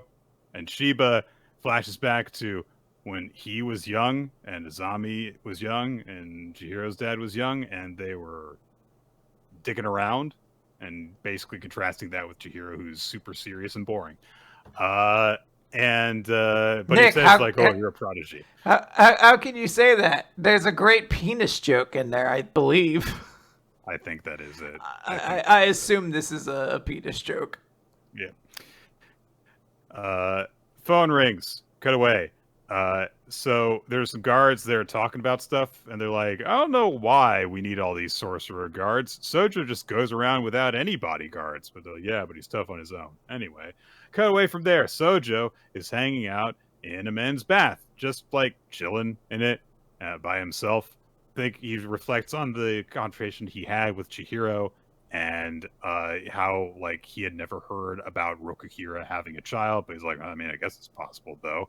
And then he thinks about how Chihiro's like, "Oh, the swords are to defeat evil and protect the weak," and so just like, no, you're wrong. Some guys come in and they're like, "It's the product from the other day," and deliver a thing in a little compartment. Probably has to do with the stuff that they got from Char. And so just like, "You came here to bring it back?" "Yeah, that was the agreement. You're the one who said the stone is traceable." And then I immediately have to take back what it actually is, because I remembered what it was. It has to do with like the potential of like fucking swords and stuff. It's the raw ore, whatever they used to make magic swords with, or something like that. Yeah. Anyway, they say that because he asked like, "Did you crush the enemy group?" "Yes. Our sorcerer's body blew up. That wasn't part of the deal. He was the backbone of our operation. How are you going to compensate us?" And so it just says, "Look, I said you get the power to have power on par with the enchanted blades, and that it would blow you away." But bum. So they go to kill him. He kills them instead. The bath is filled with their blood. Cool. And then he just gets out and just cleans himself off, and he thinks to himself, "We're doing everything perfectly. What's missing? It's our lack of understanding of the enchanted blades." Isn't it super cool? We established this dude. He just kills everybody. This is like a wild character. Yeah. So he's like, "I gotta go and fight that Chihiro guy again, because if he's Kunishige's son, I have to show him.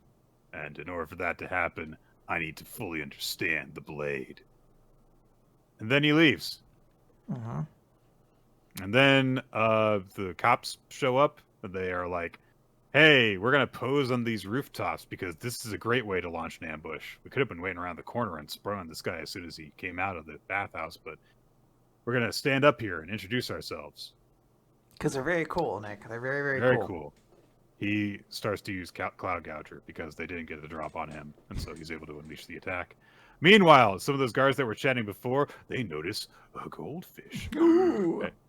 And Chihiro has appeared, and he's killed some of the other guards. And there's a very weird cut where we just focus on one of their cell phones, which is sitting on the table.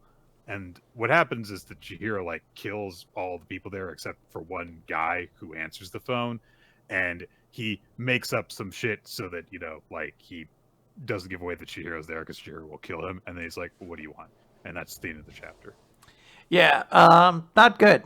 We have so many series, though. I don't really want to sit here and talk about why it sucks. Oh God, New Exorcist. This is really a bad bunch. New Exorcist. Chapter 29. This is weird. So it's the sibling's father is the chapter title. Nue has a conversation with the captain about Gakuro's dad, and she said, was like, "Oh yeah, when I was 16 I joined his squad," and then literally a month later he just came up to me and asked me to be the vice captain. And Nue's like, "Well, are you bragging?" He's like, "No, he was doing something insane and stupid. Who does that?" And yeah, but the previous vice captain was just like, "Yeah, okay, all right." So Nue's like, "Oh, so he was a smooth talker." And she says, "Well, he didn't look like it, but I kind of thought that was the case too. But what made him stand out wasn't that. When he became captain, the squad changed a great deal. Branch 4 used to be a worse hellhole than it is now. Squad members were expected to be sacrificed to maintain the peace, and in 1 year, over 46 people had died in the line of duty. Our manpower was decreasing at an alarming rate, which is exactly why a Squad 4 captain with the ability to recruit people was deemed necessary. But things are different now. He changed everything. He created cooperative relationships with the other squads. When I became captain, a system to manage the territory without any sacrifices had already been established. So, he was good organizer. Yep. Okay. Compelling. Yep. But then he died, and according to her, from what I heard, he was killed on duty fighting a horde of level 2s. But even he could take on 20 or 30 of those without any issue. These things are not dangerous in any way, shape, or form. Who gives a shit about them, really? It wouldn't be a surprise if he stuck his nose into something nobody else had noticed. For example, a group of level 4s who remain unidentified to this day. Whoa. We also get more of a specific visual of Gakuro and his dad in that moment, and his dad's hand was like ripped off, but it's still sitting on his head, which I think is meant to be like horrifying, but like all I could think about is like the practicality of how that would happen. And it's very amusing to me that like, all right, I'm going to destroy this guy. I can't hit his kid, though, because I want the hand to kind of like sit on his head and for him to grow up and be a real wiener. So maybe if Gakuro had a scar of some kind in that area, at least. Something. Anyhow, Shitotsu and Gakuro were still being forced to, just hang out in the same room. And Shitotsu wakes up Gakuro. She's made food, and she's still kind of being mean to him. We get a reestablishment of why they need to get along. And now we just see that they're, like, just hanging out, but, like, kind of griping at each other. So, like, Shitotsu is literally, like, got her head sitting on Gakuro's knee while they're, like, reading and looking at cards and stuff and complaining about the door not opening. And then she, like, kind of, like, butts her head against his leg for a bit, and Gakuro's like, stop that, and eventually pulls his head out of the leg, and she's like, ah, and punches him, and then they go back to just kind of like chilling out together. And everyone observes like, wait, they actually have a close relationship. And Nue says, they've rekindled their old bond after several days.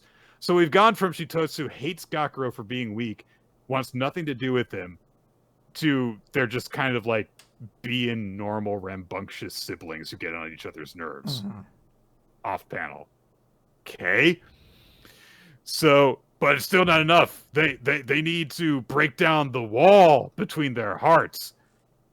And they need a help with that. And food is delivered to them. It's rosy sea bass, which means a lot to both of them. So Shitotsu is like, and takes out a cutting board. And she's like, I'm going to prepare this fish. You stay out of the way. But instead, Gakuro takes out a cutting board and puts it on an apron. And is like, no, I'll take care of it too. And let's work on it together. And Shitotsu's like, why would I serve the likes of you something tasty? And knocks him down. I was going to make you bad sushi, so you shut up and sit over there. And Gakuro's like, are you sure you want to make sushi? Wouldn't it be easier to grill it? And she pushes him again. And I fell. And she just like, stay out of the way. And Gakuro says, why are you trying to cook, even though it's my turn? Is it because today is the day our dad died? So fucking stupid. I hate this series, Nick. Shitotsu says, so you remembered. Yes, he remembered the anniversary of when his father was killed in front of him. Murdered in front of him. How did you remember that, Gakuro? Wow.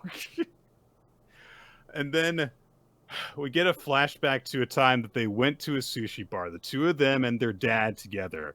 And they had tasty sushi that they both liked. And they were being all like they were being a happy family together, and they're like, oh man, isn't this sea bass sushi really tasty? Let's have as much as you want, kids. So Shitotsu reflects on that, and they're like, okay. And she like chops it up really, really badly, and Gakuro knocks her on the head because it's cool when siblings are violent with each other. And then Gakuro remembers when she was a kid and would try and help out with food prep and was a clumsy kid that would drop stuff. So instead, Gakuro's like, let's make it into Gunkan sushi as a tribute to our dead dad! And so they are like making stuff. They're working on stuff together. They're like back to back, working on different parts of it. Shitotsu says like, "It sucks that you're a captain. Are you stupid? Do you want to end up like our dead dad?" And Gakuro says, "I won't." Okay, so Shitotsu says, "Well, you're going to at this rate," but Gakuro says, "You'll protect me, so I'll be okay, and I'll protect you too." And Shitotsu does this like kind of over the shoulder little like kind of hug and kind of like presses her cheek to cheek against him. Aww. And she's like, "How gross you are. You want me to go so far even though we're not related by blood?" This is so weird. It's deeply strange. A fact established last chapter that made a lot more sense when another character said it, as opposed to one of the characters in the relation in the sibling dynamic saying it. Right. So she excuses herself, and before they finish the sushi, but when they go out around the main area, Gakuro realizes that the door is open because, hey, their bond strengthened. Isn't that nice? Mission complete.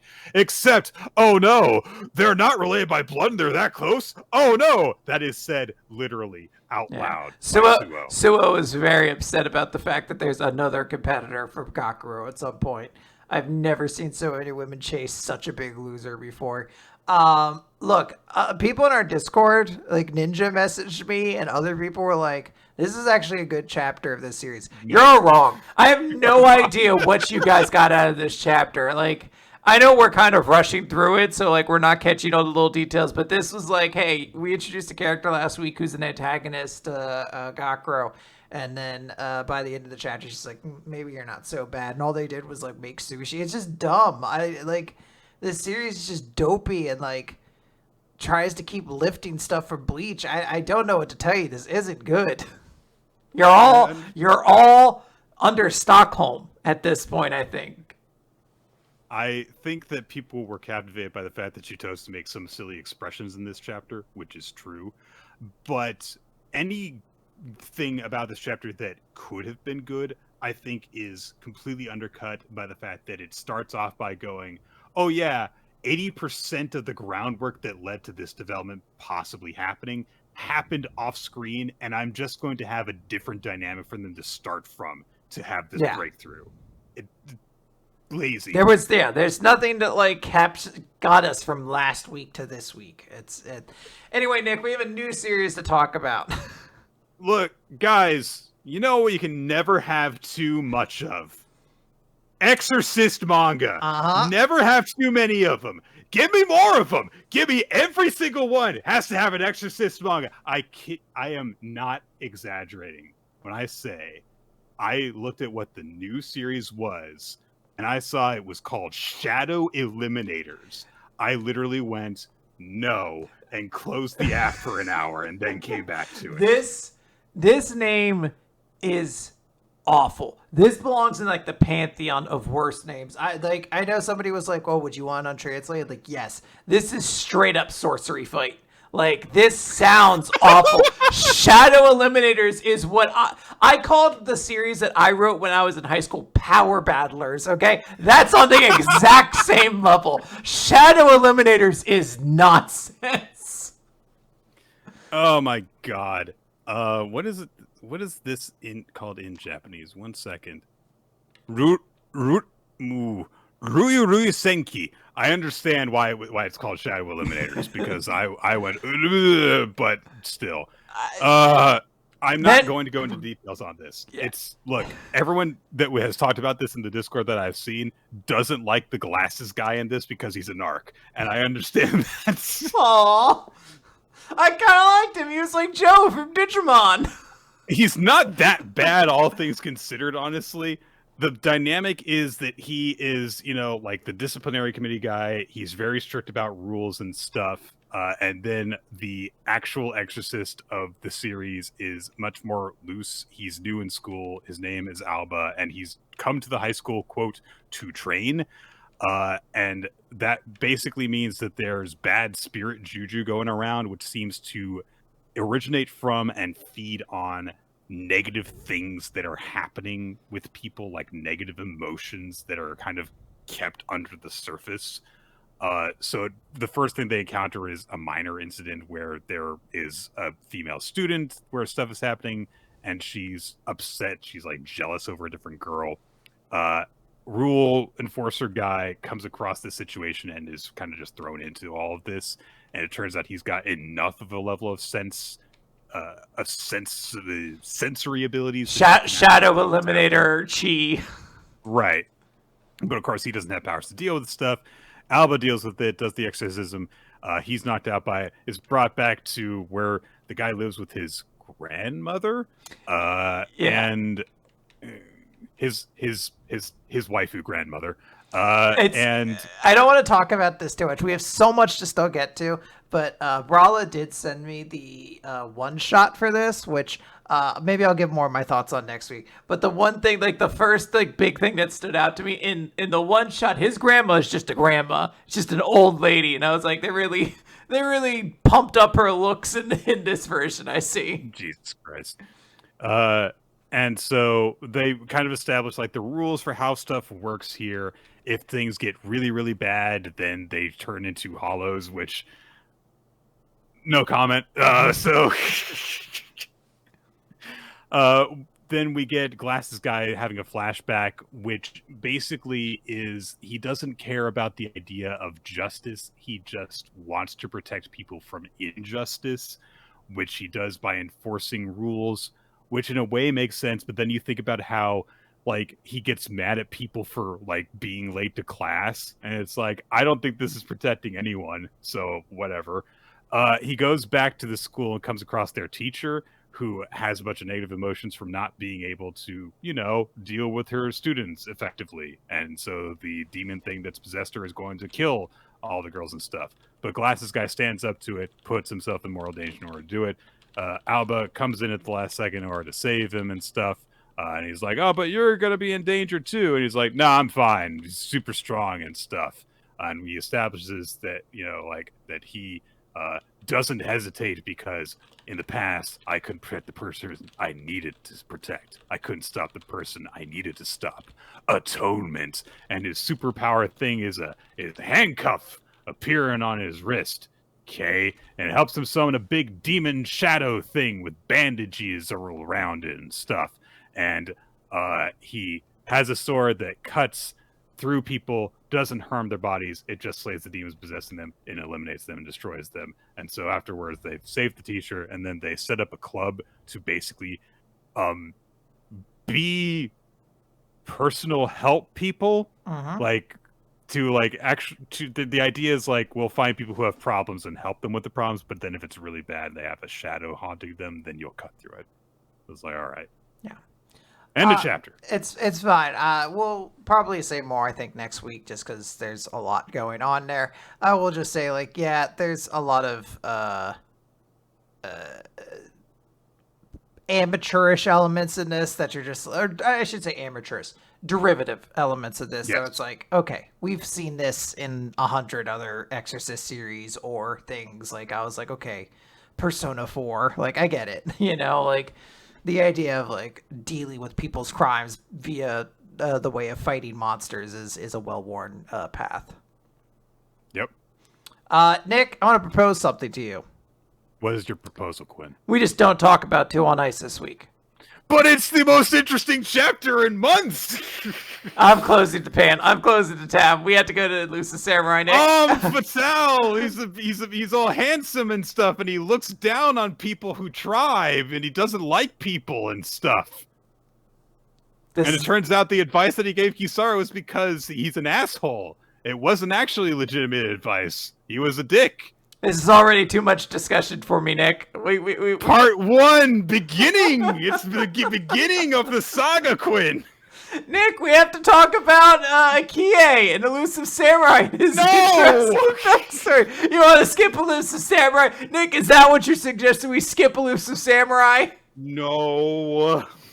I thought you were going to say yes, and we can move right to Akane-banashi.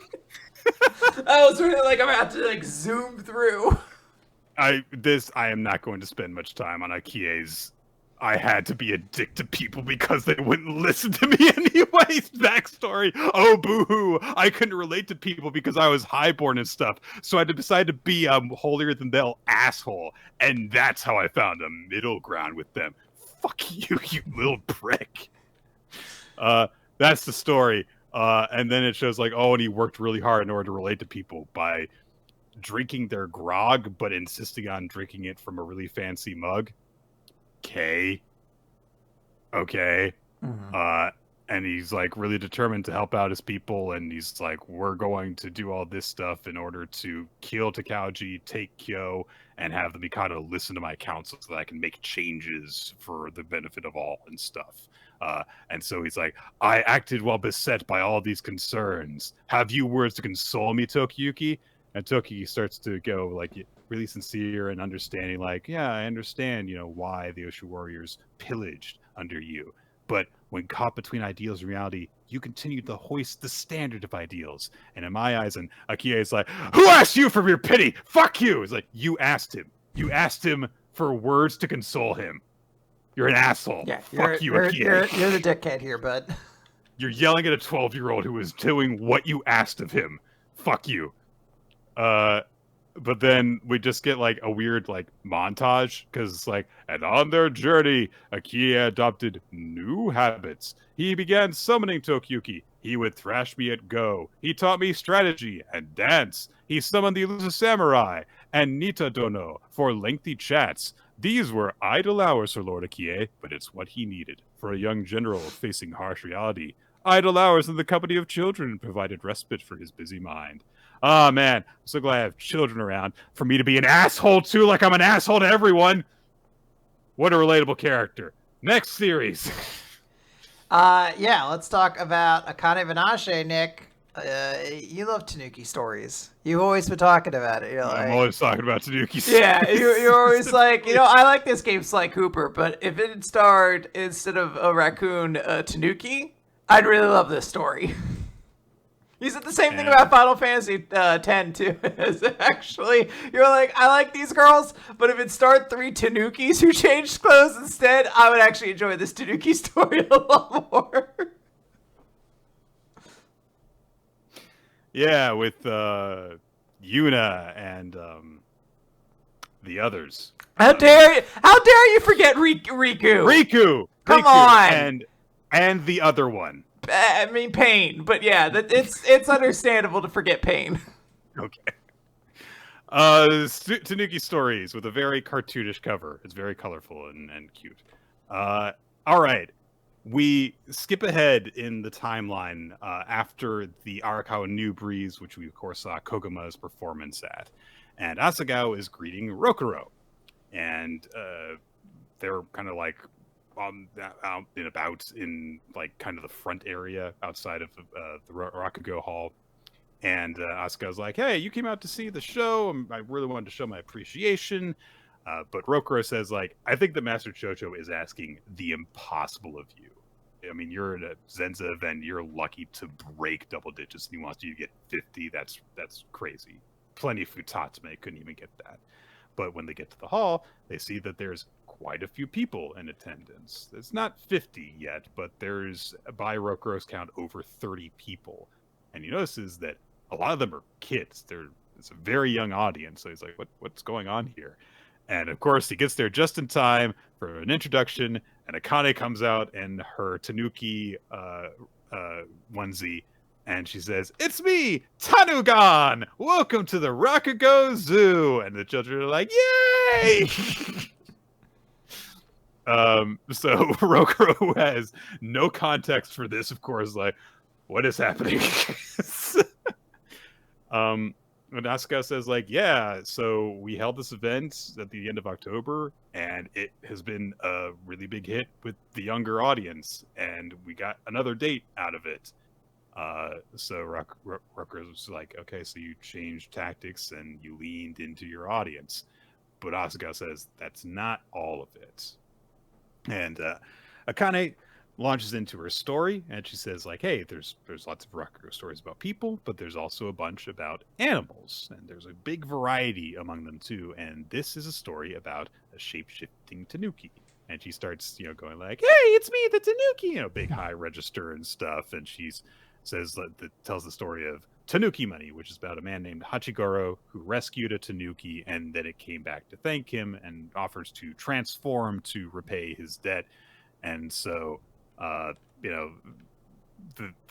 Tanuki is insisting, like, "Oh, I've got to repay you," because the others will mock you, and they'll say, "What are you, a human?" And the guy's like, I'm a human." Gets offended by it. Kids laugh, and so it's going out over well.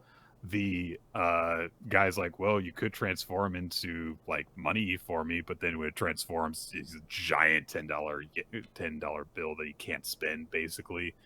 And Rokuro realized like she's like really good at this style of performance, and Asuka, just kind of breaks it down like, yeah, she learned this story just for this event, and she's got the voice for it because she's a young woman instead of a guy, so she can do these cartoonish animal voices, and she's been doing all sorts of stories for this event.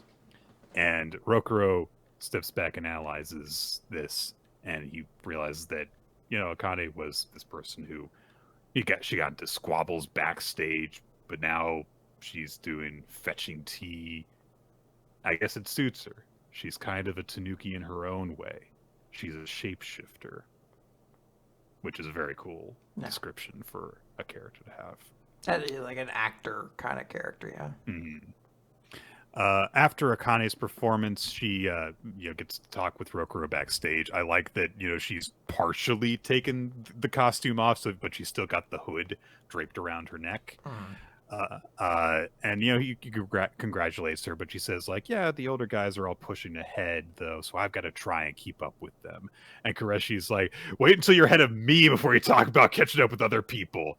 And they start bickering because Akane's like, "I won today. I won the last round." And they're just fighting over who did the better performance. And Asuka was like, "Shut up! There's someone else here." But he does say like, they're good motivation for me. I love that in the background they've decided to settle this with paper, rock, scissors. That's how we'll decide who won today. And Asuka is like, Rokuro says, "It's got to be tough." And Asuka's like, "Well, I've got to keep them in line. I'm the oldest." No. I mean, the booking for your Futatsume debut event. Master Chocho's got some wild ideas. If that marquee comes together, it's going to draw all the attention of the Rakugo world. Considering the need to draw an audience for your study events, just let me know if I can do anything to help out. And then Rokuro says, "Have you decided who you guys want as an opener for your debut?" And Asuka says, "Well, that's something I'm deciding now." And rather meaningfully, it cuts to Koreshi and Akane again at that point, which seems to imply it might be one of the two of them. And Koreshi won with the rock, paper, scissors. This is very much like real, like Law interacting with Luffy long enough that you realize Law is just as childish as Luffy. It does, yeah. Koreshi was like, "Oh, I've got all my plans. I've got my marketing." It's like, "Fuck you." I win. I'm the best. We cut away to a conversation about molecules and dosages and stuff. Cement, mixture details, and you're like, well, who would be talking about that?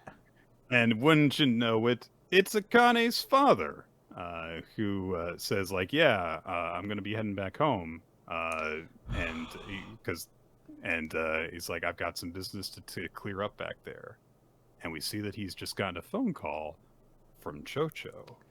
Nick, this is crazy. This is crazy. Yeah. The implication seems to be that he might be doing Bakugo. Yeah. Like, Master Chocho's got weird ideas. It's going to throw the whole world into fucking chaos if this marquee comes together. The idea that something like this, I don't know. I don't know exactly where this is going to go. That seems to be the implication that I'm getting right now. And I'm like, holy shit, that's really, really exciting. I completely forget that this is, like, as we were reading this chapter, I completely forgot that was the end of it until we got to the end and I flipped the page and I was like, fuck yeah, her dad, goddamn. This is a cool chapter. It's a nice chapter to like just kind of like get you excited about stuff that's going on. It makes you feel invested in these little things. It was like, oh look, Akane, she's continuing to evolve by putting on a silly costume and performing for children. Make the best of every circumstance. But we keep getting reminders that everyone's got all this stuff going on. The wheel is turning. Yeah. Really, really good stuff. But Nick, it's a big milestone. We've got to talk about it. To be sad. Chapter 1100. Thank you, Bonnie. Lots of stuff to talk about. Nick, we're still in the flashback with Kuma. It looks like we're getting pretty close to the end, though. We open with Borsellino showing up at Punk Hazard because he's like... I'm wearing a hat this time. Yeah. He's like, hey, good to see you there, Vegapunk. How are things going? Like, oh, they're going great. I'm building the world of science here. He's like, yeah.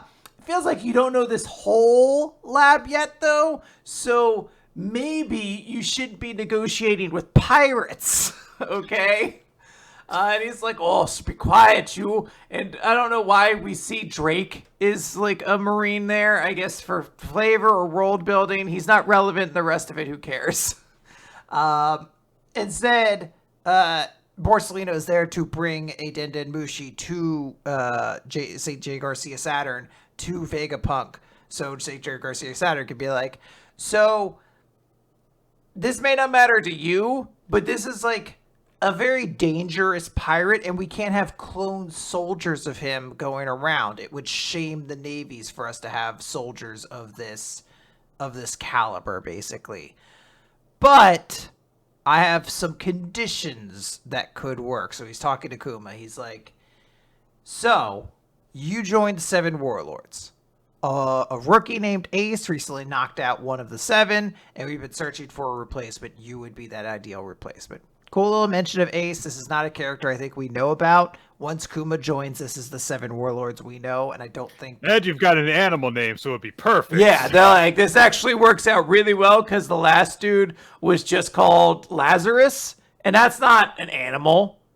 I don't even know what that is. That doesn't work at all. And we tried to be like, well, what about if you were Lazarus the lemur? And he's like, I don't know what that is. So I'm actually pretty glad Ace killed him. I didn't mention that. He's dead now. So he's like, all right, second condition, Kuma, you must become a weapon for the Navy. And Kuma's like, you mean, like, yeah, we're going to be, implies it's talking about Jinbei. I don't believe so. Jinbei's still a, warlord at that point, I think. He is. Yeah, so I think it's someone else. I know there's like a Boichi side comic where Ace fights like the original giraffe user, but I don't think that's like a canon thing at all. So I don't know. Anyway, a little flavor beat detail there. They're like, yeah, we're gonna turn you into a cyborg, Kuma. We're gonna use you as a weapon in the military. And they're like, well, this would be a big help to the Navy. Like Borsellino's like, it would really boost our forces.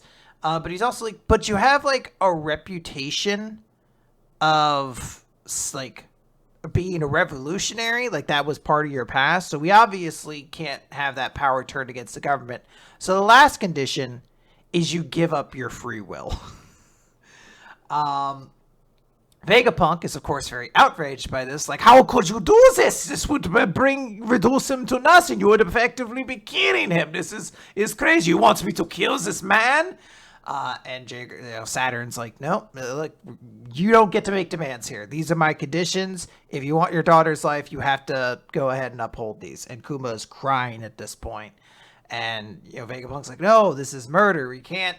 And he's like, I'm so grateful. I was so worried that the demands you would ask me would be impossible, and I would have gotten this close to saving Bonnie's life and failed. So I will gladly accept my fate if it means curing Bonnie's disease. And we can see Kuma is just crying at this point. And we start getting some little details. They're like, okay, while like we see Bonnie running through the lab and everything like that. So how long will it take for Kuma's transformation to take effect and the treatment of the disease? 6 months to treat her sapphire scales. And then after that, another year where she kind of has to stay inside before she can go outside, and then she'll be considered completely cured. It'll take about 2 years to complete Kuma's procedure and turn him into a fully autonomous, like, mind-controlled weapon. And Kuma's just so excited because he's like, oh, God, she'll be cured by her 10th birthday. This works out great. Just like he promised. Really saves me from having to admit that was a lie. Oh, man, this way I don't have to get her a pony as an apology. But Saint Saturn is like, look, your daughter's also going to have to be your hostage because there's going to be a period where, like, a 1.5 year long period after she's been cured and your mind, like, you'll still have free will. So we need to basically have her as a bargaining chip that if you decide to go after us or go against the world government in any way after she's been treated, she will become a slave, basically. You have to continue working as a warlord no matter what until your mind is completely gone, basically. And Kuma's like, shit, I will never meet with her then. Like, please don't make my daughter a slave. Anything but that. But I do have a request. Can you not have her... First and foremost, don't tell her about the disease. I don't want her to ever know she was sick. And also, instead of putting her in like a awful government like facility of some kind, can you put her in the church that she grew up in the Sorbet Kingdom? And if you do that, I promise I will never visit her, and I'll do everything commanded me. And Saint Saturn's like, sure, sounds good. As long as the understanding is clear, this works, and this should prove to be an interesting 2 years.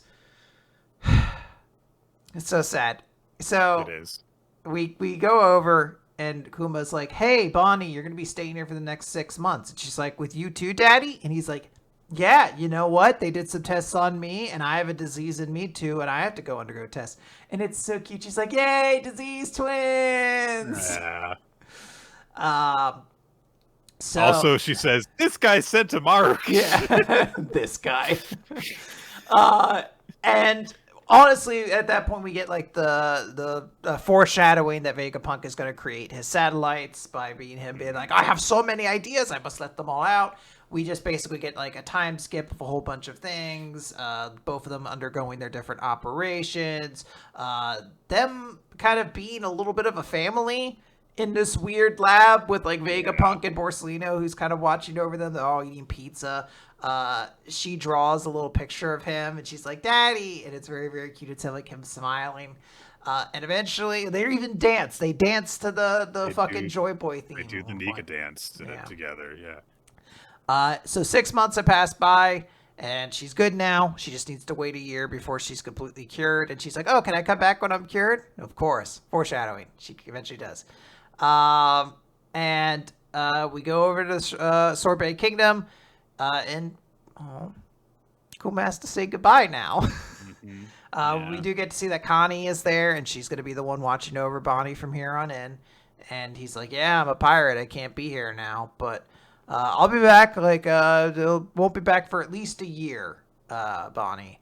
And that's when Cipher Pole shows up. I thought this was Khalifa originally. Me too. Which looks exactly like her, except she wears different clothes. She's slightly different design, like clothing-wise, but I have to assume this is an intentional decision. We'll find out this is like Khalifa's little sister or something like that in an SBS, like some irrelevant detail. This is basically just meant to be the threat looming over Kuma's head to make sure he doesn't go against his words, because she's like, I'll snap your goddamn neck, your child's neck, if you try to come back here. So they go away. We get a very, very cool... Oh, sorry. I shouldn't have skipped past this. He goes up to Bonnie and pats her on the head and says, I know... And thinks to himself, I know I'm not coming back. So for him, he knows this is his goodbye. He just wants to say, thank you for being born, Bonnie. It's very, very sweet. And she's just kind of like, what? She's just, uh-huh. We get a montage then of Kuma being announced as the new warlord, his presence causing a shift radically. And we see a montage of basically all the other warlords reacting to his inclusion. Doflamingo and Crocodile and Jinbei when he's with Ace and the Whitebeard Pirates and all these different characters. And it's very cool because this is only... And the future warlord, Alvida! Yeah. Hey, Buggy's an emperor at this point, so... That's true. She's not far off. Just a couple links up that chain. But what's very cool is this is very close to like One Piece when it starts. So we're seeing characters kind of in the machinations that they were at when One Piece. Like we're seeing Crocodile with Robin when she was still Miss All Sunday, and he's like, "Oh, did anyone find out about our rain-making ship and stuff like that?" And you had to assume Gecko Moria is just returned from getting his ass handed to him by Kaido. Yeah. It's really funny because Moria's recovering and Perona is floating around talking with him about it, and it's like, yes, Perona, the one character from his group that ended up coming back later. So it's like, we'll just have her be there. Hey, in his defense, Absalom is dead. Off screen. The end of the chapter though is Dragon kind of like quietly looking over this, the other revolutionaries being like, "What, Kuma, why did you join?" We see Kuma sailing on his ship, and his Jolly Roger is Bonnie's drawing of him. It's so goddamn cute. And he is writing a letter to her saying, "I'm writing this to you at sea. It's difficult to travel now, being so famous, but I'm doing well. How is everyone? While I'm traveling the world, I'll find more places to take you once you've turned 10, Bonnie." And we finish off the chapter with a call coming in saying, "Hey, you have new orders from the government, Kuma. Where are you now?" And he says, "In the East Blue. What is your command?" It kind of looks like he's sailing towards Fuchsia Village. Mm-hmm. Yeah. Heartbreaking. just a constant heartbreaking train ever since this Bonnie was introduced, basically. Just because she's just a cute kid and he's just her proud papa, just wants to look after her, and he knows that he's going to never see her again. And it's almost like it's worse than like the big hit that these kind of tragic flashbacks tend to have, where it's like there's going to be a big, really, really sad big cry moment at some point or another. But it feels like we've already gotten worse than that, because it's just this knowing dread of what's to come, because the characters know what's going to come. We as an audience have known there was an innate like tragedy to Kuma and whatever his backstory was for a very long time. We've known that like, something's wrong with this guy, and he seems to act like there's only so little time he has left. And just as we learned more about him, like, the tragedy that he became a slave again and stuff like that, you're like, I just know that eventually we're going to find out what his deal is, and it's going to be heartbreaking. Finding out all the Bonnie stuff has made it even worse. But it is very painful. I would not be shocked if next chapter ends up being the last of this flashback. I am curious where this is going to be ending, though, because him being in the East Blue and headed towards like where Luffy grew up has me wondering if we get an encounter with Dragon to end this off on. Because we do know Dragon spent some times in the East Blue. Like, he was there to save Luffy at Loketown. So there's a part of me that wonders if he doesn't just chill around the East Blue to overlook Luffy, or if that's something we might see, that maybe he was like, "Hey, you caring a lot about your kid made me feel like maybe I should start giving a shit about mine." But, so what's your next father-daughter outing planned? I'm never going to see her again. All right, well, I'll follow your lead then. Fair enough. Part of me just wonders if there's going to be some kind of interaction or something like that. I feel like there's going to be some way of closing this story off. Yeah. All right. That's going to do it for Weekly Manga Recap this week, guys. We went pretty long today because we had a lot to talk about. Quinn, why don't you tell me what was your favorite manga this week? Who's your MVP? I'm going to give you my first one right now. My favorite manga was Green Greens. I really liked this chapter. I thought this was like a really compelling way of like motivating our main character, and I just really find myself intrigued by his backstory, or not backstory, like, but his motivations for things. Yeah. That pulling out of his passion and like fervor is like a really, really cool thing. I'm gonna go with One Piece. Just like we just discussed, like it's a very well done, make you feel sad sequence. Yeah. So, for my MVP, I am going to go with no, not that one. Where to go? Barum. No, Pochita. Aww. Very, very short moment. Like he's on until like 3 pages, but that's the big moment for like just a small moment of, hey, Denji, you gotta like do something different, and he does it in such a gentle, earnest way that felt really, really powerful. I think I'm gonna give my MVP to Kuma. I don't think I've given it to him since this One Piece flashback started. No, I did actually a couple weeks ago, about a month ago, I guess. But I do want to give it to him again. This is just like heartbreaking. But I don't know why. I think the reason I want to give it to him is specifically because he used Bonnie's picture as his Jolly Roger. I don't know why, but that hit me so hard. I was like, he does this. Motherfucking dad just wants to do everything for this little girl who's not even like biologically his. It's just, you know, he's like, this is my child because I love her, and it's so very sweet. And I think there was also just a part of me that knew the tragedy of this One Piece character was always going to be a little complicated. Like, why did Kuma decide to subject himself to having his mind erased and turned into a weapon and all this sort of stuff? And then finding out why is just because he loved his daughter and he was so grateful to know that she could be saved. It seems to be a recurring thing going on in the supernovas in particular, of them having bonds with foster fathers who suffer tragedy as a big part of their stories. Because we've had Bonnie, we've had Law, obviously, like, you know, Luffy, it's not that bad because Shanks is still kicking right now, but there's a lot of, like, you know, foster father stories that seem to tie them all together. Even even Zoro, there's the master in his backstory as well. Yeah, I'm just waiting for when we find out Appo is like, oh, my trumpet dad.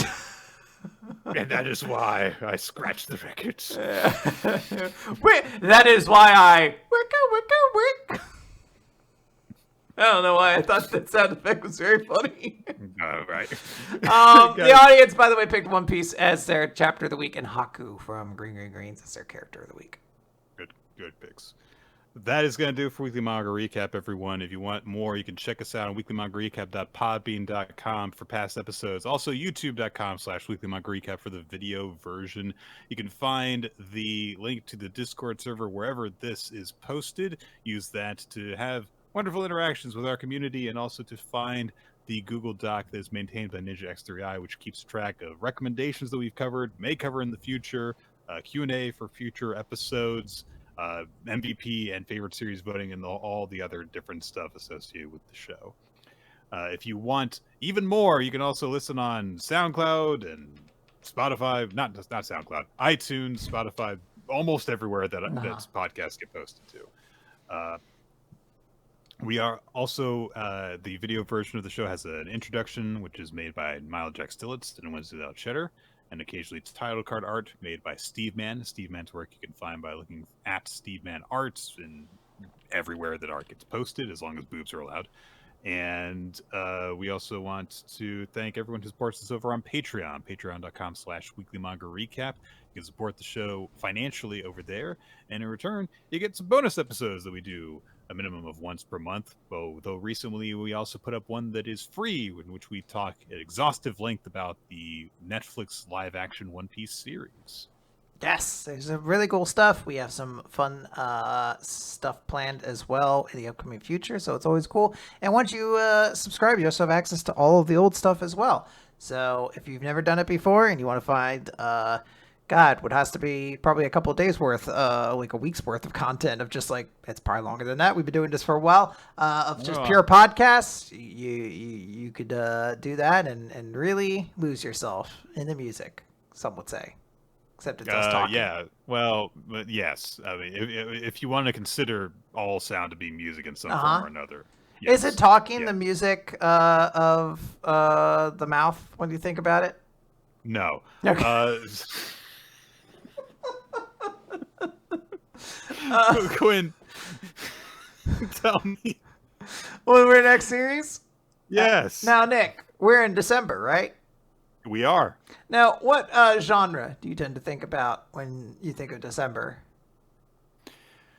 Bad Hallmark stuff. And what are those, Nick? They're Christmas stories, typically. But what typically happens in them? Meet cutes. That's right. Romance. We haven't talked about romance a little bit on this show. So that's why I thought we should talk about romance. But I was like, I don't want to talk about one romance. I don't want to talk about two romances. Oh no, we're going to Love Actually. I don't want to talk about 3 romances, 4 romances. I want to talk about 100 romances, Nick. So that's why we're going to read the 100 Girlfriends who really, really, really, really, really love you.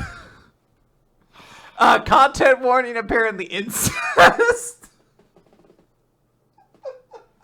Quinn, only for one of them. Take the bullet for having us read all the bad harem series this year. But fine, if you want to share the burden, let's do it. And this ninja recommended it, and the pitch says, "Guys, 100 soulmates, way better than it sounds." Well, I guess we'll find out, won't we? Goodbye, everybody.